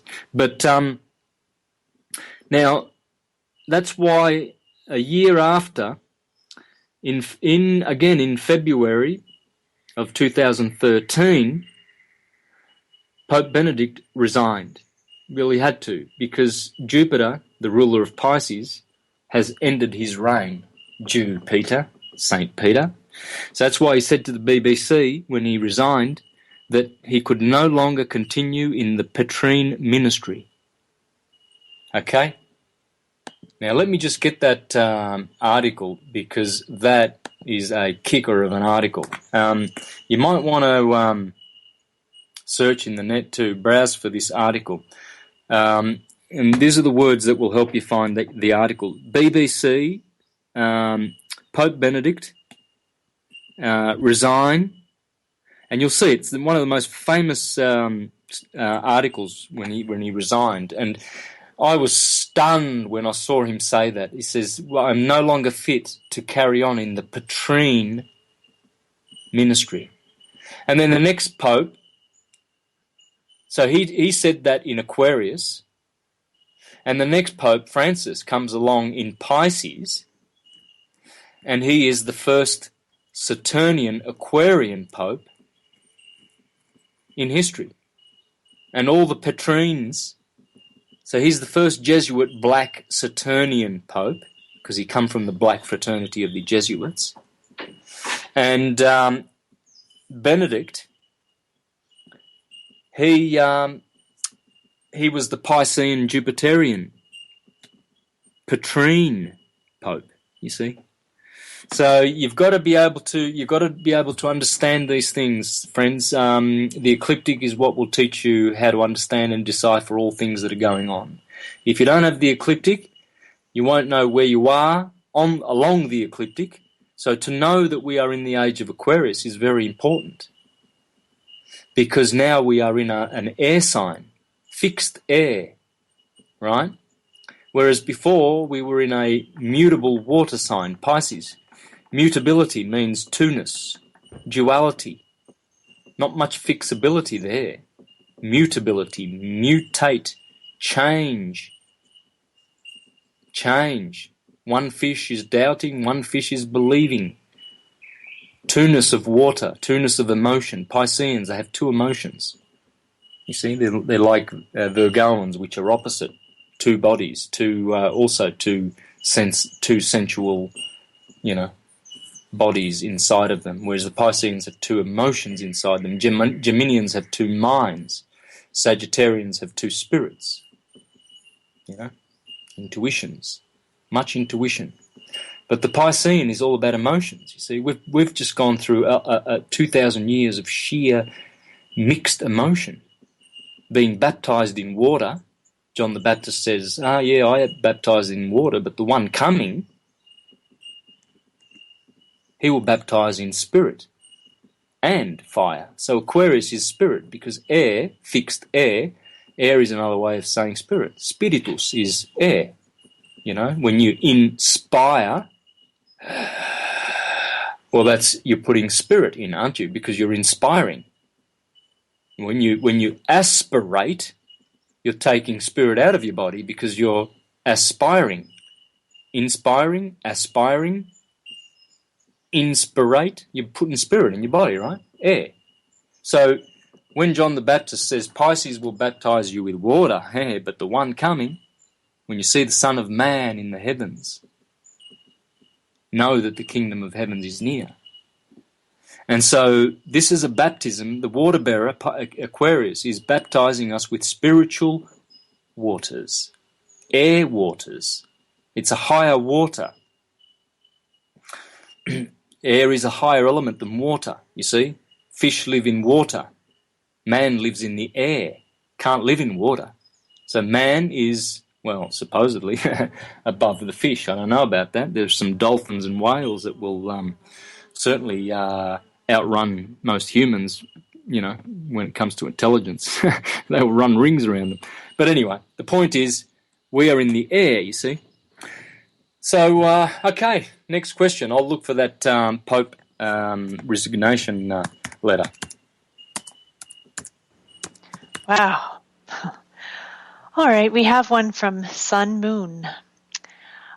This person asks, on March 21st, the sun is in the constellation of Pisces and not Aries. But on Santos's on the graphic, March 21st marks the start of Aries at this, the start of Aries, the spring equinox, and not Pisces as it is as of now. And what do you think about that? Well, if you know my presentations, you already have the answer. So I would suggest, I think a lot of people just, perhaps, take the information trivially and don't really let it sink in. All astrology, every phenomena, everything depends on the ecliptic. See, all the 30-degree constellations, which are not 30 degrees in the zodiac, they're all different. Aries is only 20 degrees, Virgo is something like 50 degrees long. They are not all 30 degrees in the sky. On the ecliptic, they are all 30 degrees. So in Western tropical astrology, which is what I do, which is Hermetic, Egyptian, Hermetic, Western meaning, Babylonian, Chaldean, Greek, Roman, but in particular Egyptian astrology, they knew that the ecliptic is the ruler of astrology. So it doesn't matter about the precessional slippage of the stars behind the ecliptic. It matters not that now Pisces and Aquarius are occupying the space of Aries, because as we just learnt in today's show, the ecliptic does not change. The first segment that we learnt about, radiance, Aries, is always there. The ecliptic can never begin with Pisces, because nothing starts with water. Nothing starts with liquid. Nothing begins its existence in the liquid state. Electricity just can't do liquid things without passing first through radiance. Ra, Ram, Aries, Arise is always the first 30 degrees of the ecliptic.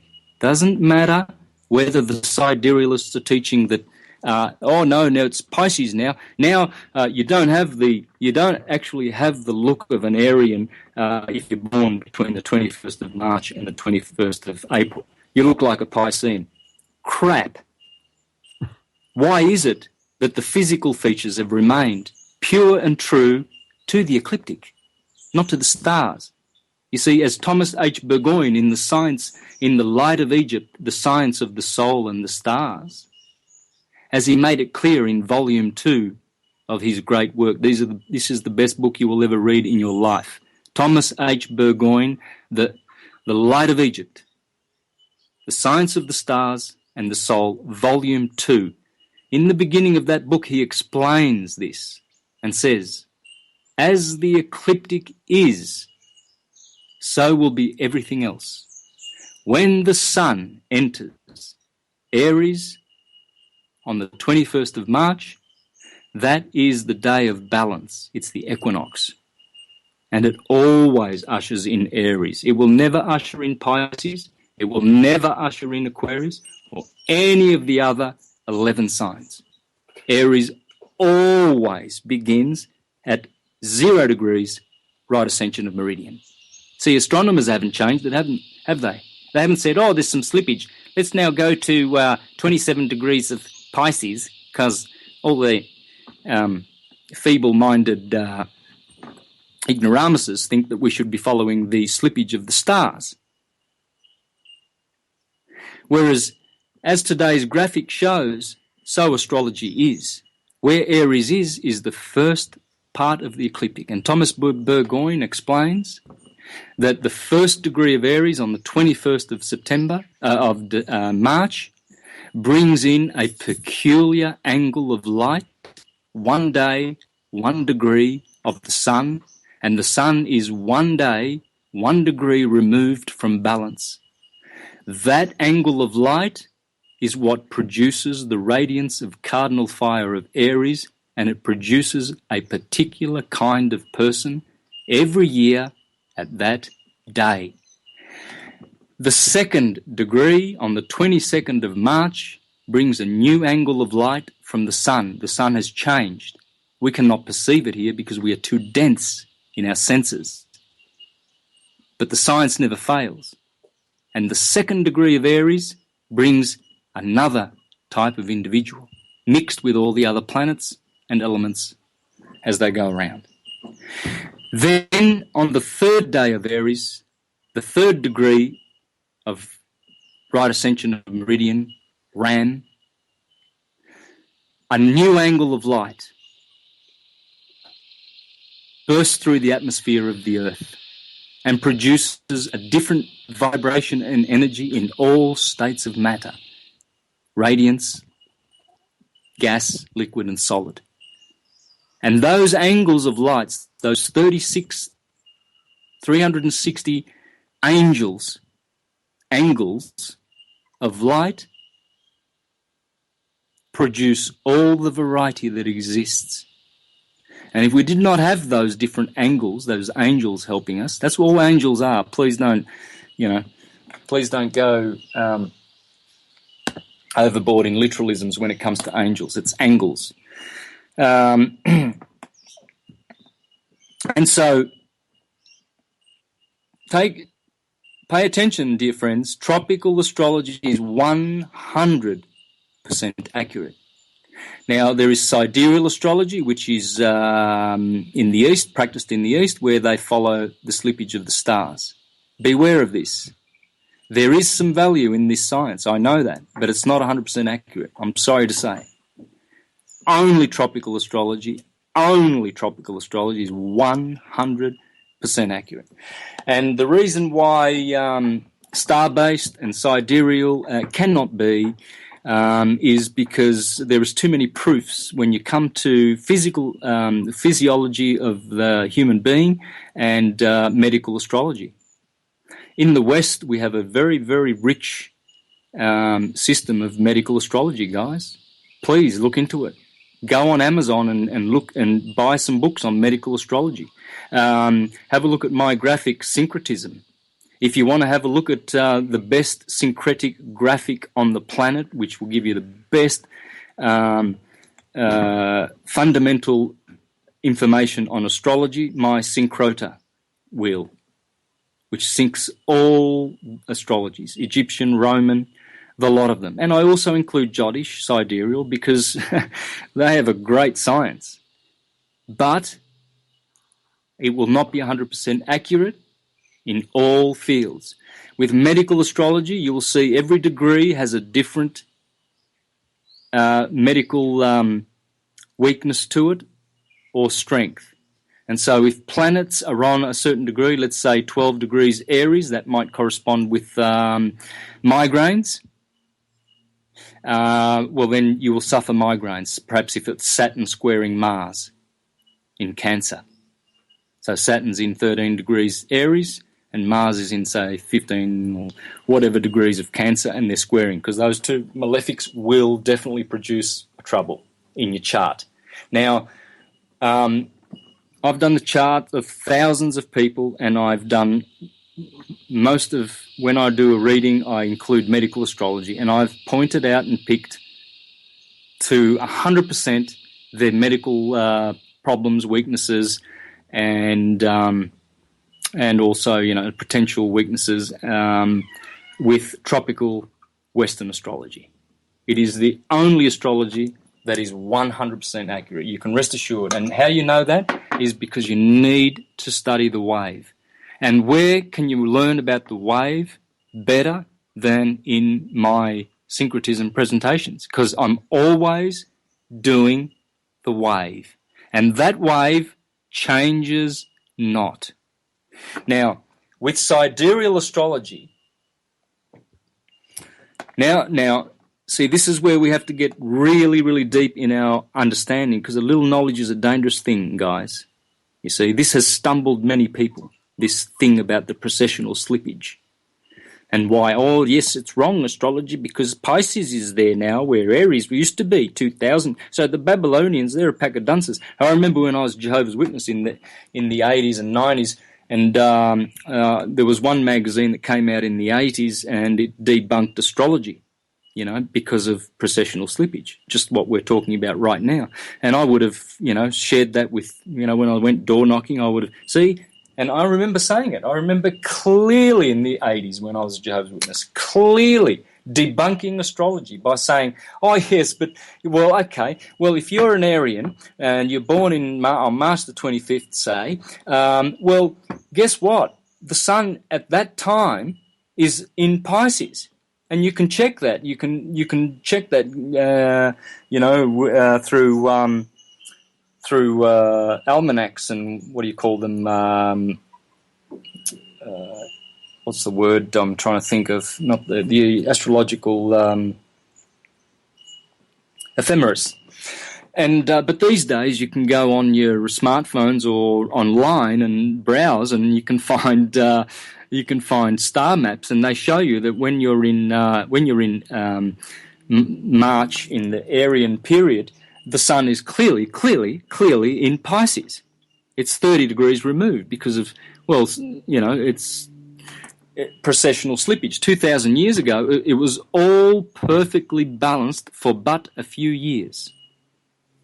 You know, maybe 1,000 years it's perfectly balanced. Maybe 2,000 years. That's it. So when the sun was in Aries 2,000 years ago, right? Because Pisces started 2,000 years ago, but before that was Aries. It was all lined up perfectly. So we've had 2,000 years of slippage, which is 30 degrees.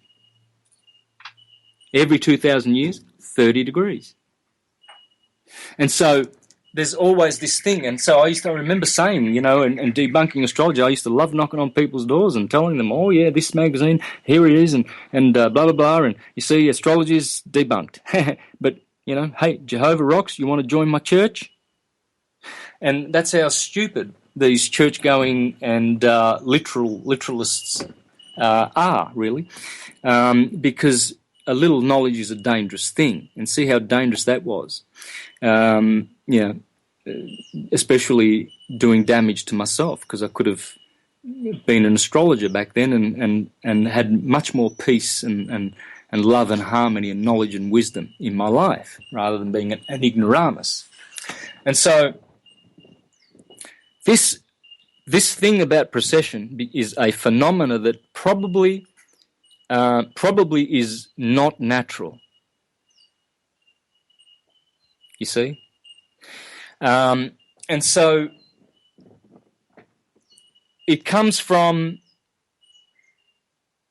light not being perfectly balanced. You see? The obliquity of the ecliptic, for instance, which causes the tropics to be at 23.5 degrees north and south of the equator. This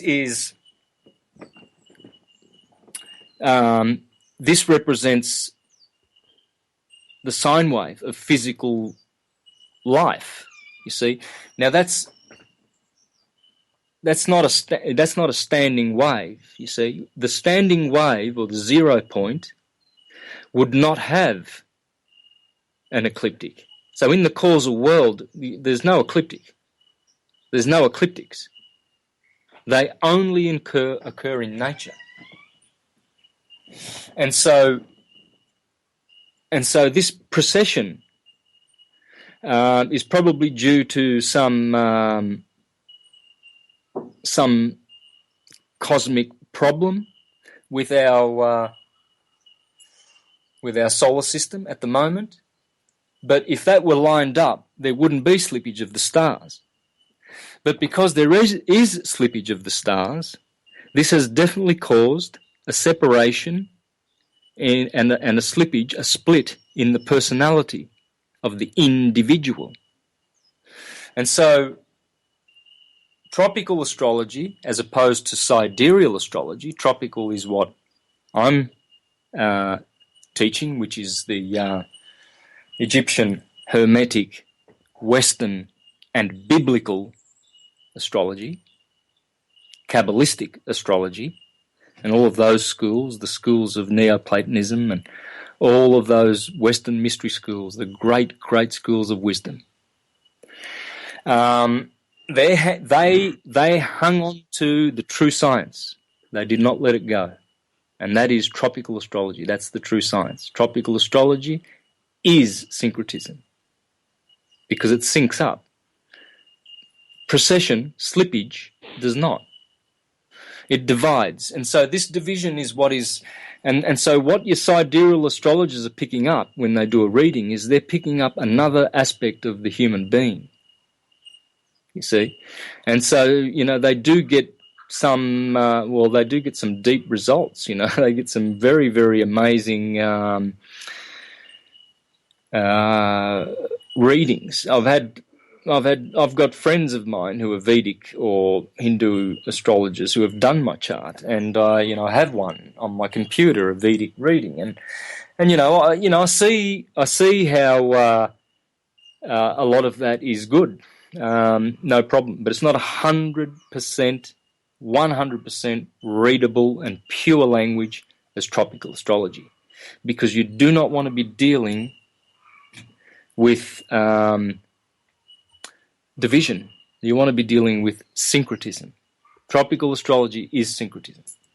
Alrighty, sorry for that long one, but I mean I get this a lot. I get this so much, and every day I get this question really. And so just watch my presentations. I say to people, I feel sorry for anyone who's not seen my presentations at least once all through. I really do, because they're all different.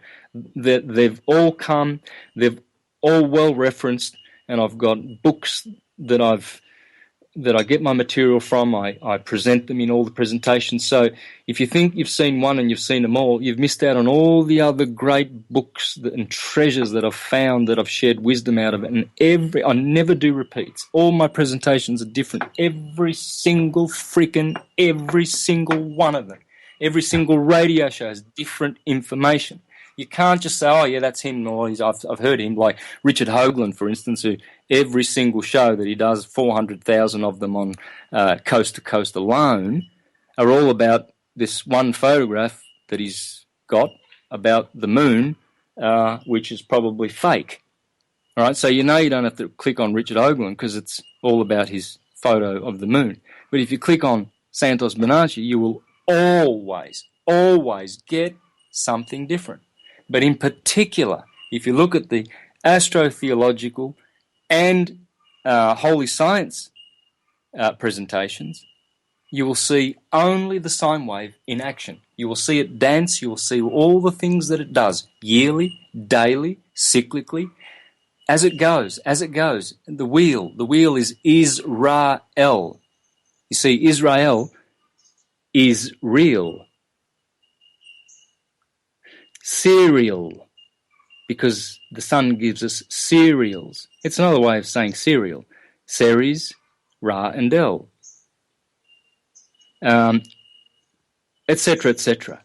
It's the wheel, and you can only know it tropically, because if you're going to do it with other systems like star-based systems, where certain astrologers think that you have to go to, Virgo is 70 degrees or whatever, and so you can't be a Leo if you're born, on the 29th of August. That's July, because that's Virgo. Because now all the constellations have different degrees. No, every constellation exists only on the ecliptic. Only on the ecliptic. And every constellation has only 30 degrees. That's it. And if you vary from this science and this understanding, you will fail.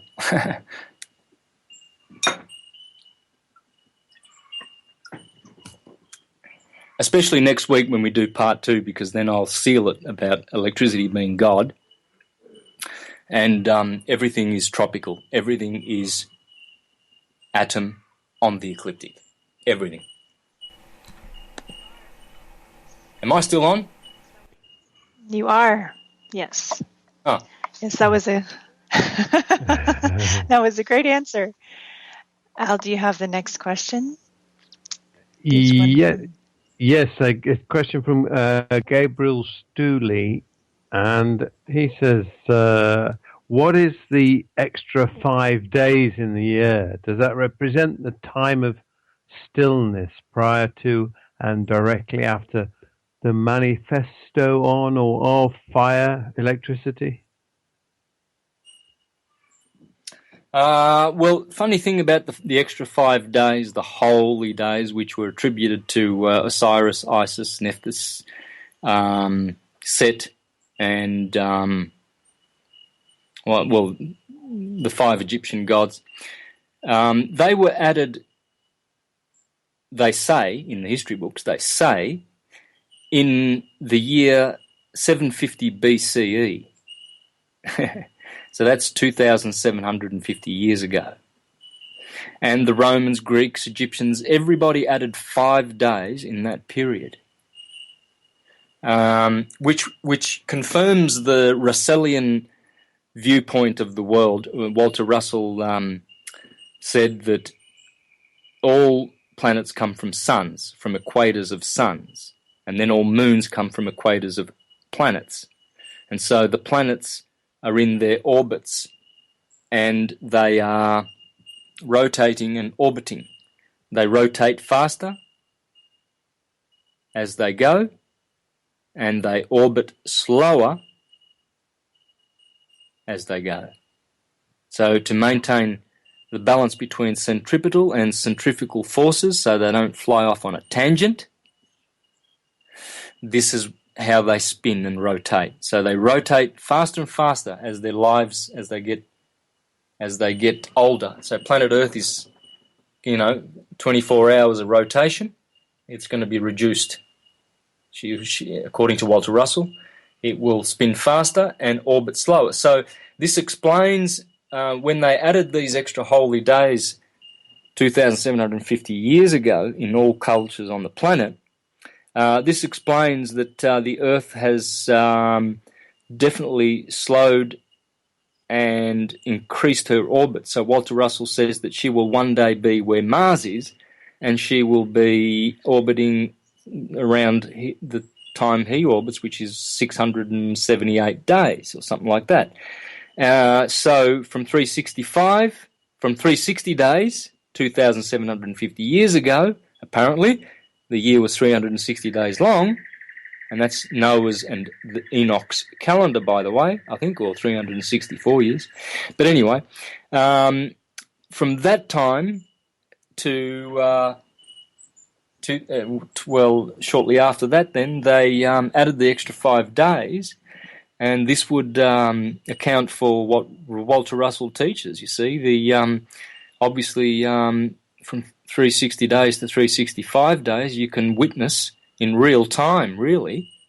If you know your historical facts. Not a lot of people know that most years were changed only shortly recently in history. Whether this is a universal phenomenon or not, I'm not sure, but most of the important cultures certainly did it.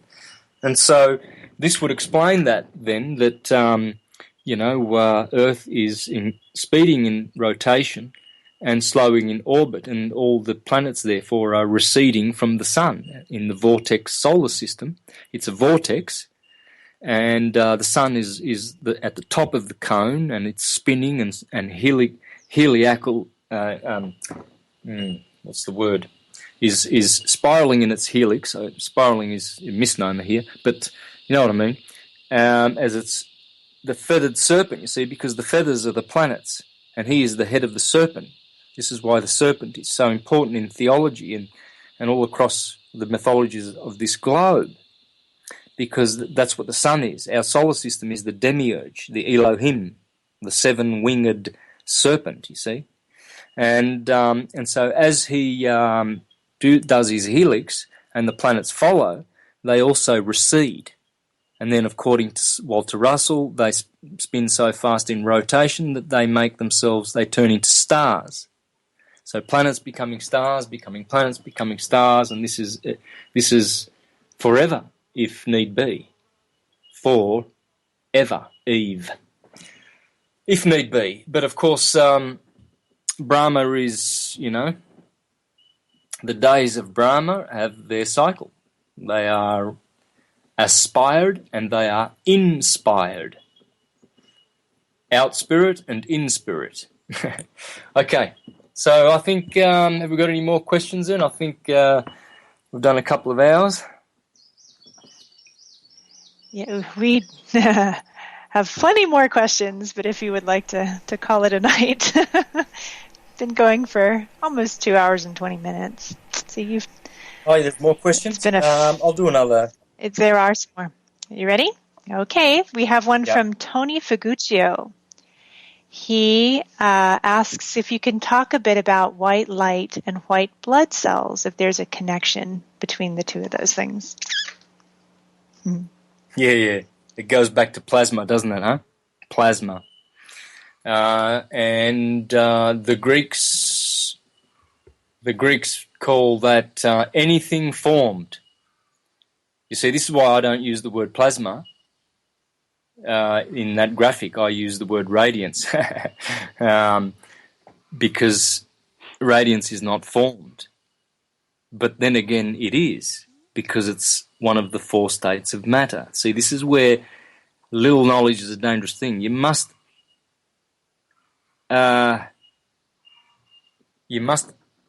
see things and understand things on all their levels, because that's how the mind works. It works on 7 levels. The literal is at the bottom and the anagogic is at the top. Ana is fire. Anagogic. Ana, like as in Hannah or Agnes or Igni, igneous, it's all fire. Ana is the fire element. And so radiance, anagogic. In the Jewish system, it's called Sod.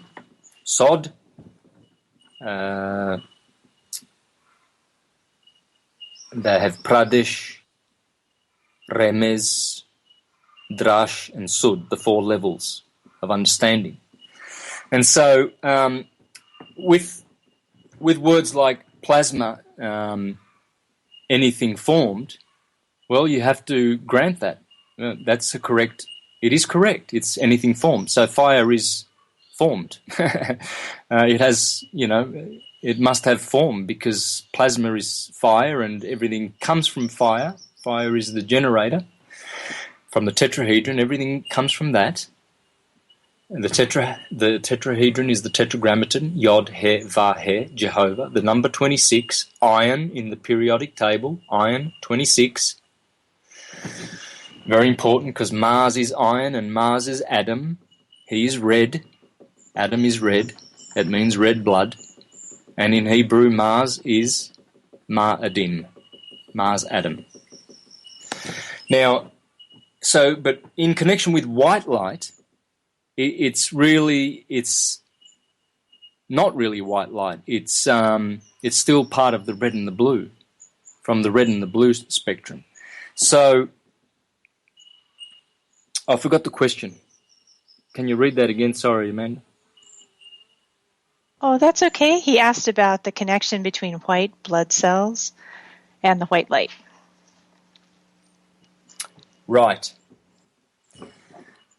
Well, there would have to be many on many levels. The spleen supposedly is responsible for the white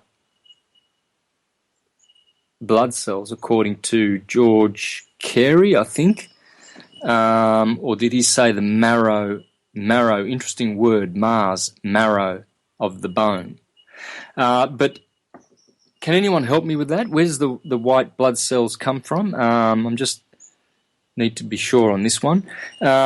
So I'll check. Yeah, look, I mean, the connection that I would make is the whiteness would be would be from the white light for sure. It has to be the whiteness, and the red. See, there's red and blue blood, right? Yeah. You got the blue blood. It is produced right? in it's yes. So It's there's produced white in the bone marrow. red, white. Is it really? Yes. Now, is that according to science or who? Wiki. Wiki. Okay. White blood cells. So that's it's not George Carey. George Carey, I believe, No. and someone can do research on this. Don't quote me on it, but George Carey says it's the spleen, right? And the spleen is the ruled by cancer. Cancer rules the stomach, the spleen, and the breast. But that's where the corpuscles are made, and I think the white blood cells. But anyway, we can look. I'll look into that. Perhaps have that for next week. That'll be a good one. It's very interesting. Okay. Are you ready for? There we go. Are you doing an?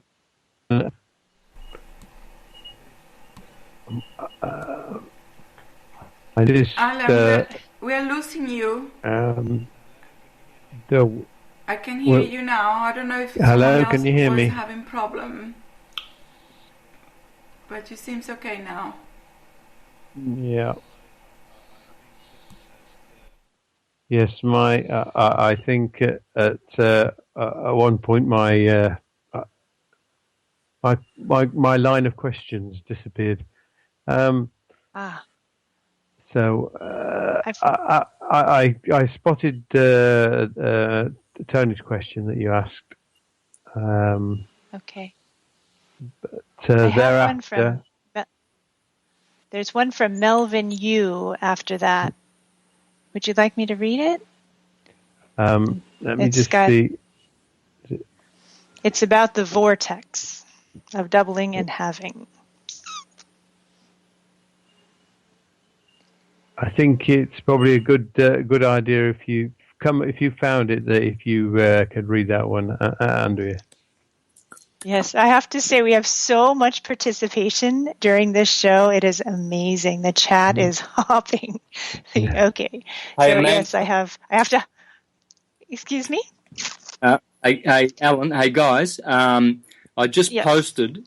I just put in the chat the article of the resignation of Pope Benedict of the BBC. Now, let me just read what I wanted to read to you guys. This is amazing. Please pay attention. Right, this is the BBC telling the world and the universe why, or what it's Benedict Ratzinger telling the world why he resigns. Right. He says this clearly is backs what I said previously about Aquarius beginning on the 21st of December 2012.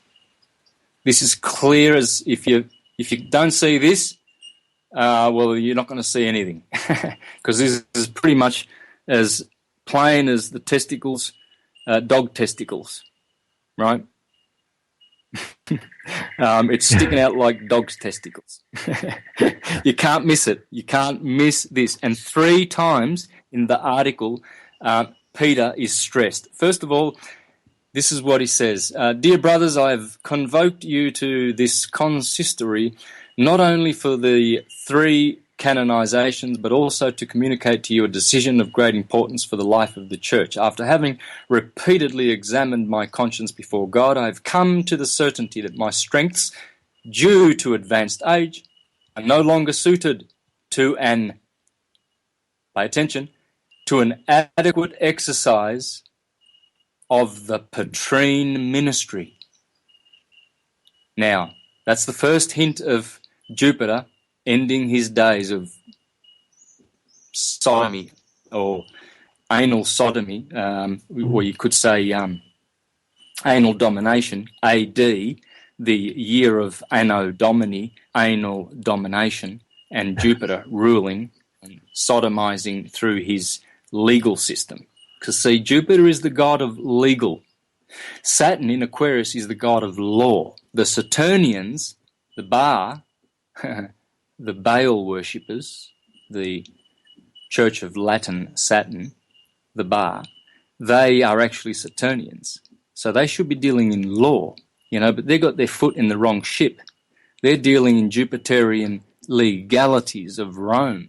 So they're going to get caught out soon, and they're going to have to change ships and align themselves with law, Aquarian Saturnian law, and not the tyrant Jupiter. So he announced that, and then further on in the article it says, oh my God, get this, guys. It's just too beautiful. When I saw this, I knew exactly what was going on, because I have the key to understanding all things, the ecliptic. However, in today's world, he goes on to say, I am well aware that this ministry, due to its essential spiritual nature, must be carried out not only with words and deeds, but no less with prayer and suffering. And I'm going to finish with this article too, guys, because, you'll see why. I won't take any more questions. I've got a little bit more to say after I read this, okay? Because I want someone to post this article on the Facebook page and highlight these 3 segments where St. Peter is mentioned, Jupiter. This is so important, man. This is so important. And highlight and stress in the comments when you post this, because I wouldn't know how to do it, to highlight it, sort of put a highlight mark over these words, and to say that this is a sure indication that Jupiterian Peter, St. Peter, age of Pisces, is clearly finished. It's over.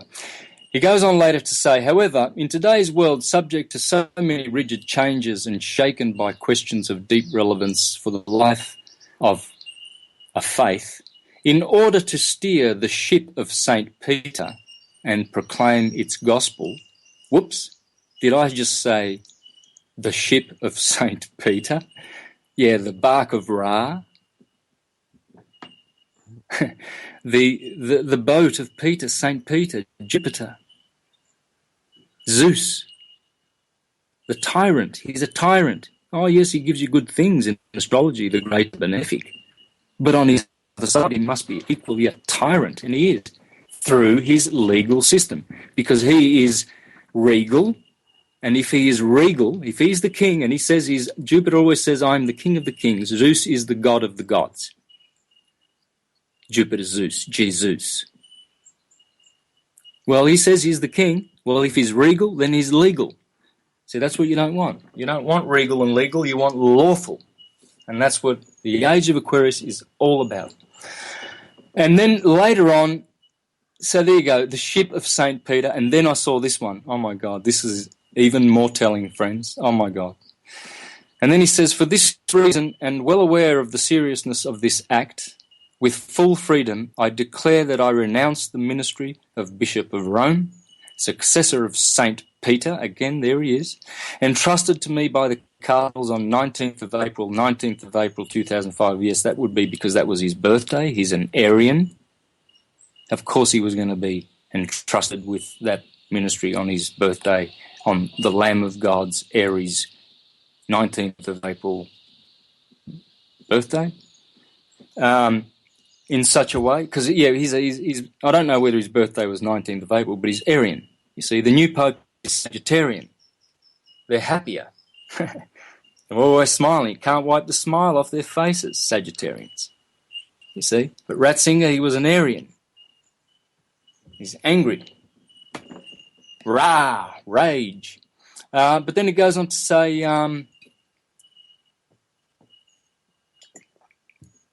and this is the third thing that should be highlighted. Whoever's going to post this, it'd be very handy if you do. In such a way that as from 28th February, Pisces, 2013, at 2000 hours, the See of Rome, the See of St. Peter will be vacant, and a conclave to elect a new Supreme Pontiff will have to be convoked by those whose competence it is. In other words, he's saying, stuff it, Peter's out. No more, did you hear what I said? See of St. Peter.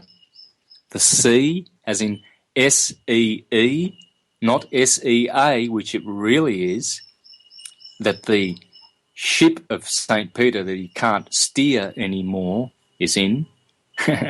You see, you can't steer that ship anymore. No one can. It's vacant. It is gone. He has resigned because Pisces resigned.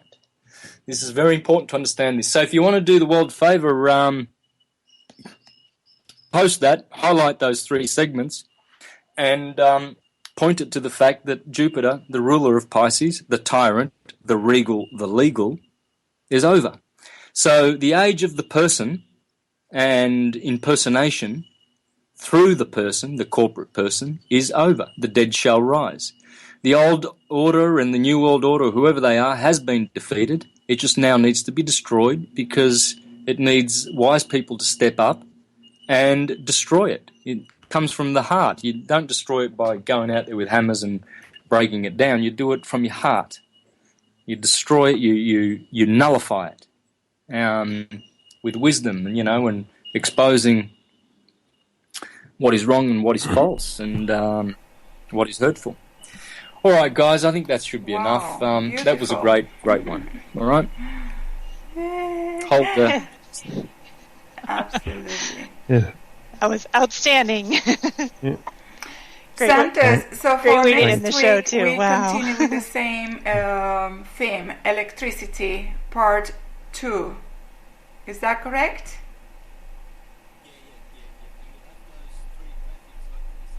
Yeah.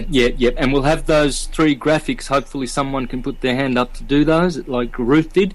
And so it'd be great to have some help, guys, just little things like that. And because I know Ruth did that graphic, but I don't like to ask Ruth because I know they're so busy. I know because I know Alan and Ruth well, and I know that they're very, very busy.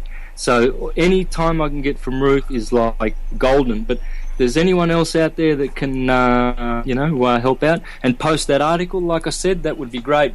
I'll give you the password to the Facebook graphics I can page do there, because and you I can post already it. similar to what I did for tonight's show. Because I already have the skeleton in Photoshop, so it's not a problem. With the article, that would be fantastic if someone can post that as soon as possible and share it on the School of the Holy Science Facebook page. And tomorrow when I get up, because I'm going to bed as soon as the show finish, then I can share that on my wall on Santos' Facebook page. Or yes, that would be fantastic. That would be a great help.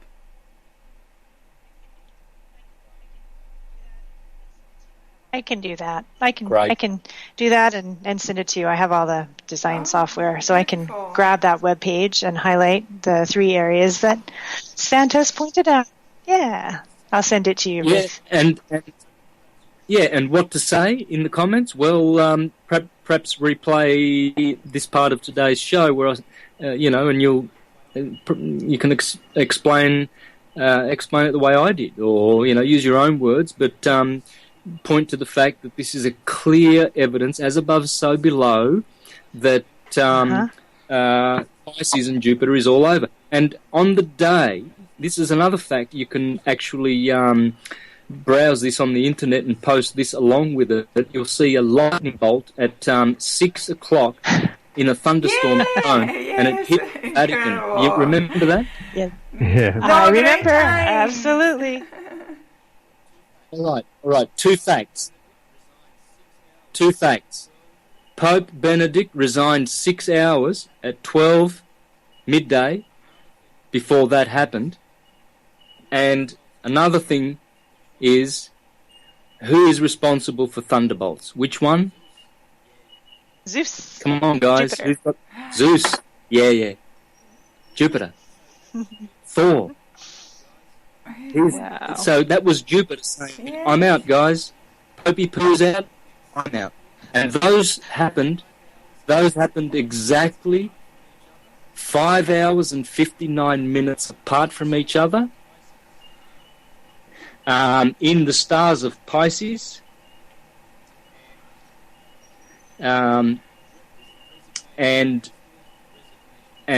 resignation downstairs, resignation upstairs. There's another, and there's an article on that. You can see that thunderbolt. It's all over the internet. Great times. Oh, Great yeah. It happened on the times same indeed. day. Beautiful. Yep, there you go. Yep. Have some fun with that. Got and it. Also the fact, and also you could even add to this. This would even make this article even better. That resignation letter, along with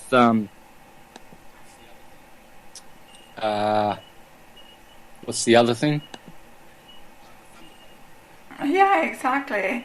The lightning The The strike? thunderbolt. Yeah, the lightning strike. Yeah. Also, you could put a photo shot of the 4th of February 1962, where all the 7 visible planets of our solar system are all lined up in in Aquarius. constellation of Aquarius. Yeah. That look, there's Yeah, enough that's proof, guys. beautiful. There's enough proof. Okay. Okay, Andrea, thank you for that. Huge favor to all of us. So, my goodness, how You're lucky welcome. we are. Truly, truly blessed. You're I'm sure that all the friends tonight here, they can see that.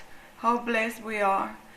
It's great times to be alive, as Santos always has said. So much to witness, so much to awaken. Beautiful. Well, friends, thank you very much for the time given to each other. Beautiful indeed. We learned a lot. More for next week. So, Santos, you have the last word.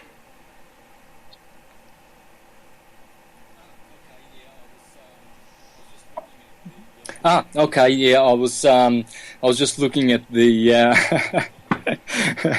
I was distracted by the comment in the in the show. Ramadans. I like that. Ramadans. Ramadans. Yeah. I did. Who was I who put did. that there? That's a beauty. Very- Yeah.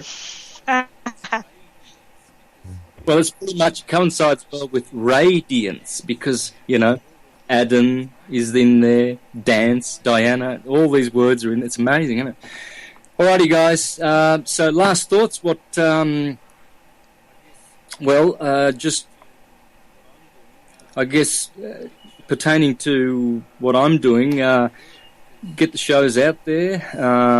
Spread the word because once syncretism is the way, as the scriptures say, they will not need to learn the law. I will put the law in their minds and in their hearts. Aries and Leo, the 2 radiant signs. Yeah, when the lion and the lamb lie together, there shall be peace. There's always this.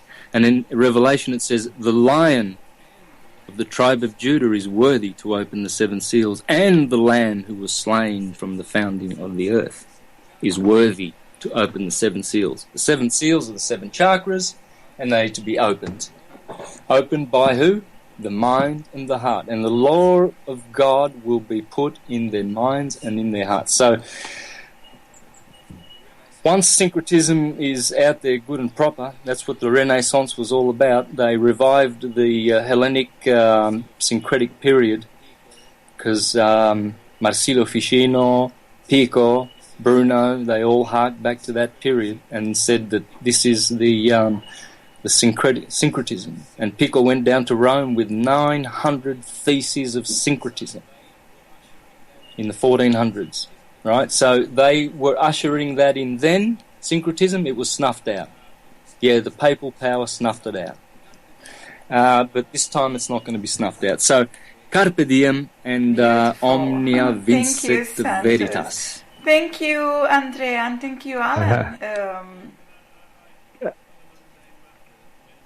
Yeah, can I just on a mundane matter mention to people who may be looking out for this, the recorded version of tonight.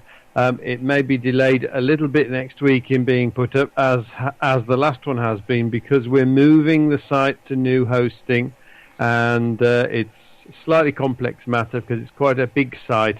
So it should be back up again towards the end of next week, and that's when any additional thank you recordings for will be added that, to the site. Yes,